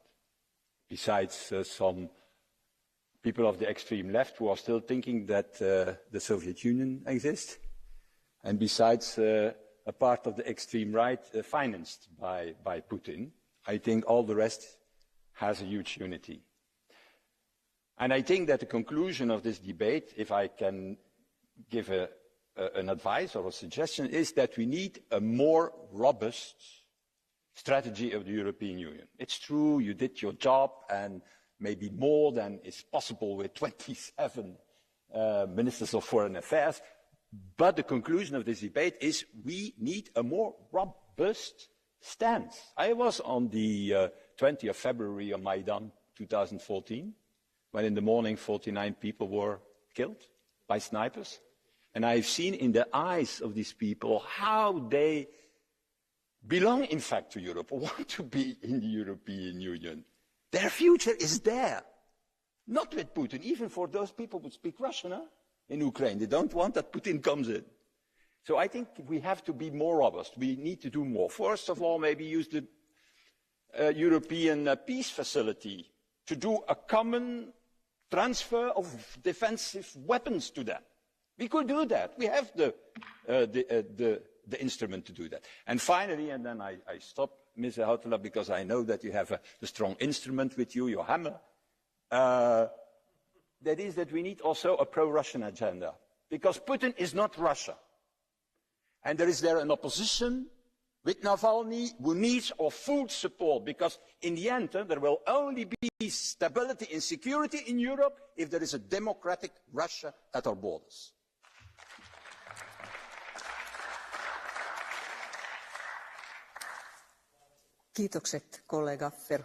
Thank you, colleague Verhofstadt.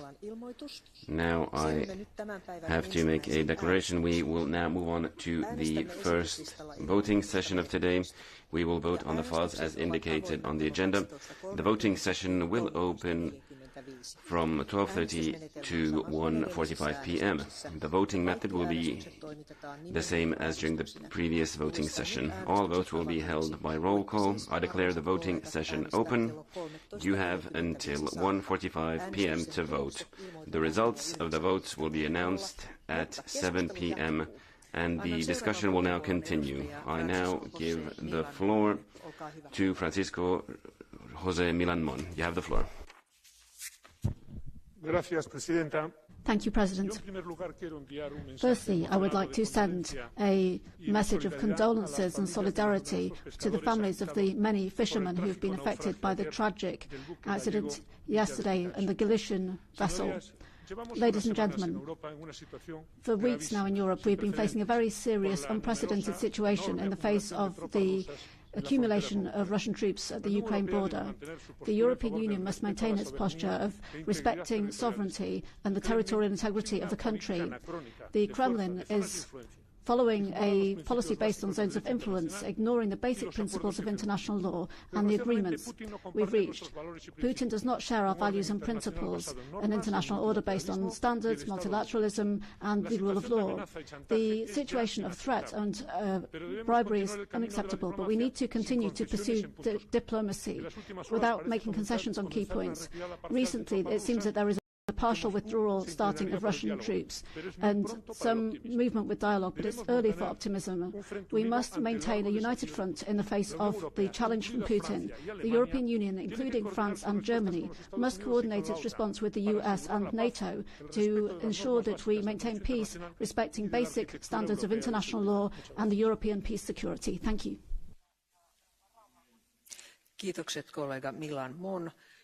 Thank you, colleague Milan Mon. The next speaker is Robert Heischel. You have the floor. Thank you, Chair. Dear colleagues, we need to show solidarity towards Ukraine, towards Ukrainian people who have a right to decide on their destiny. The European Union must continue supporting the ambitions of Ukraine to become part of the EU as soon as it's prepared to fulfill all the conditions, as soon as we as the EU are able and ready to accept them as a member. Let's not create false expectations then that it'll become reality in the near future. For us, the main task is now to do everything we can to prevent war and de-escalate tension, not to provoke hysteria like some politicians and media are doing, predicting that the war should start today. Apparently, the initiatives of Germany and France should be applauded. When we hear some politicians, the probability of war has diminished, apparently. Some troops have been moved away from the border, which might be a positive signal, but we must continue with diplomacy. We must continue creating security architecture in Europe so that any country can feel secure. France, Slovakia, Lithuania, but nobody should be able to increase their security at the expense of somebody else. As long as Russia doesn't feel secure in Europe, unfortunately, we will not be able to feel secure either.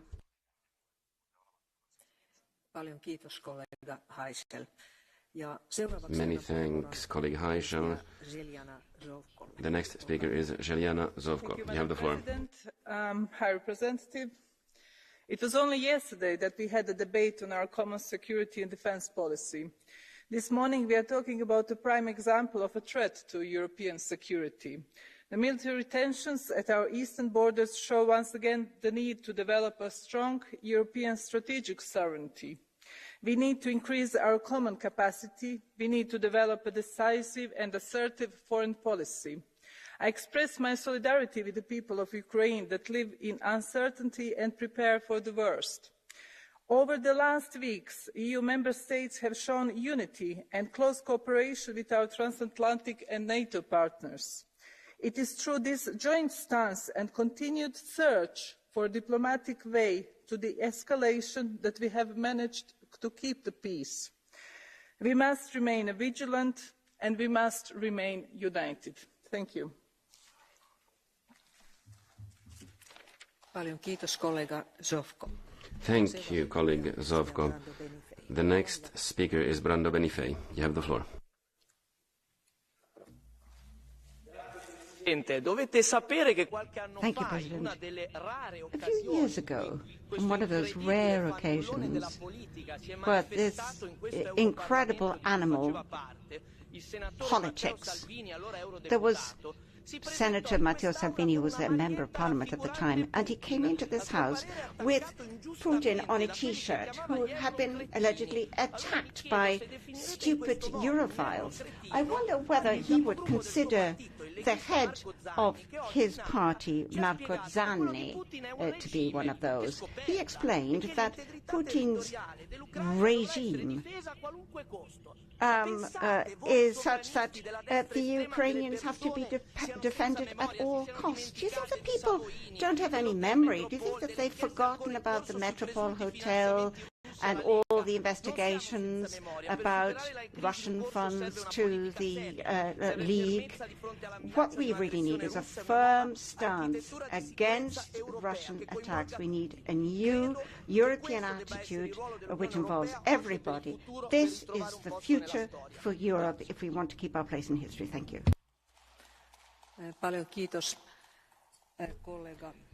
Thank you, colleague Benny Fame. And if you speak that fast, the interpreters have a lot of trouble doing their job. I ask you to speak slightly slower so the message passes better. The next speaker is Vladimir Bilčík. You have the floor.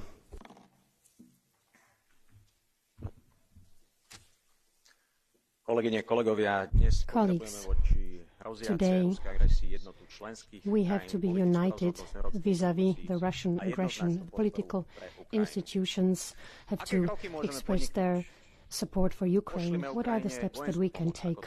We can send military help to Ukraine, as our allies have already done. We have to support potentially hard sanctions, such as disconnecting Russia from SWIFT. We can help them economically, because in this situation it is disadvantageous for Ukraine to borrow money, and the investors are not willing to lend it anyway. We can help Ukraine financially, and I support the initiative of the Commission. We also have to help them by means of humanitarian aid. There has been a war going on for several years, and civilians have been suffering, especially in these winter months. And we have to also we have to fight against disinformation. Mr. Borrell, for European diplomats, it's important to stay in Kiev so that we defend our values. Thank you. Thank you, colleague Bilčík. The next speaker is Karsten Lucke.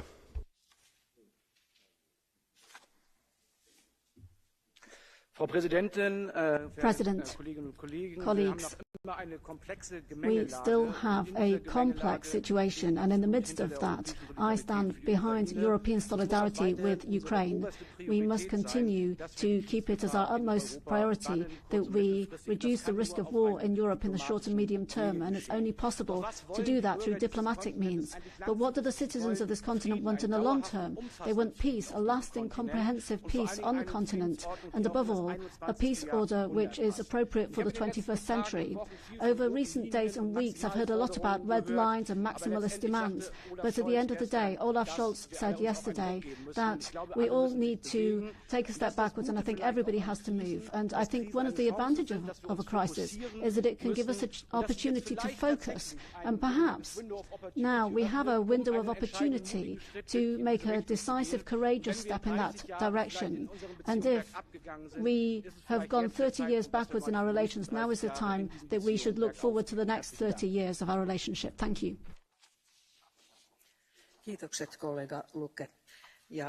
Thank you, colleague Lucke. The next speaker is Lukas Fourlas. You have the floor.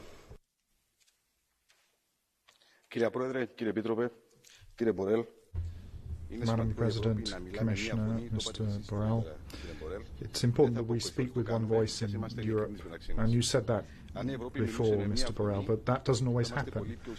If Europe had been speaking with one voice, then I think we would have carried more clout when it came to Cyprus, for example, the threats to Greece, Armenia, etc. Often we talk about things but don't act. In Ukraine, the issue is also about the security of Europe. The situation is that security is at risk today. This is European territory, and others are trying to take it into their sphere of influence, and that is quite considerable. The French presidency in office said that the Ukraine issue will only be solved diplomatically. Any use of violence will be condemned.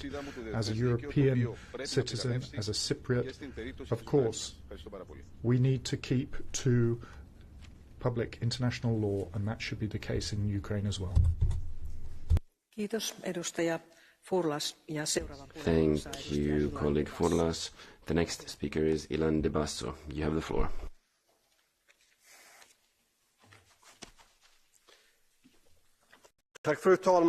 Thank you very much, Madam President. For me, it's absolutely clear that every people has the right to decide on their own future. It's a principle that is non-negotiable. It needs to be made clear that this conflict finds its origins in the ambitions for power in Russia that's holding people in a grip of steel. It's not just a question of threatening the integrity of Ukrainian territory, but also the choice of the people of Ukraine to decide on their future, and also threatens the stability that's characterized our current situation. We have to make sure this aggression is allowed to carry on without any consequences. Madam President, I'm very pleased that today we are standing shoulder to shoulder today in the Union. The speech from the President of the Commission was very clear. I welcome it and makes it very clear what the situation is, and I think is proportionate with the threat that we're facing. We've chosen our path now. We are going to keep dialogue open and diplomacy open. It's now up to Putin and Russia to make sure that he will also stand on the right side of history.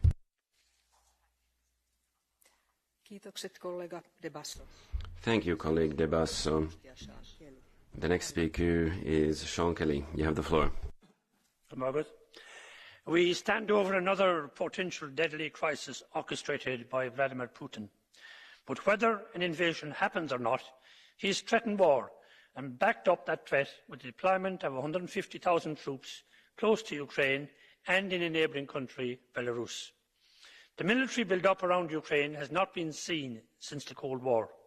Nevertheless, there is still room for diplomatic resolution, and I sincerely hope this is the path chosen by Mr. Putin.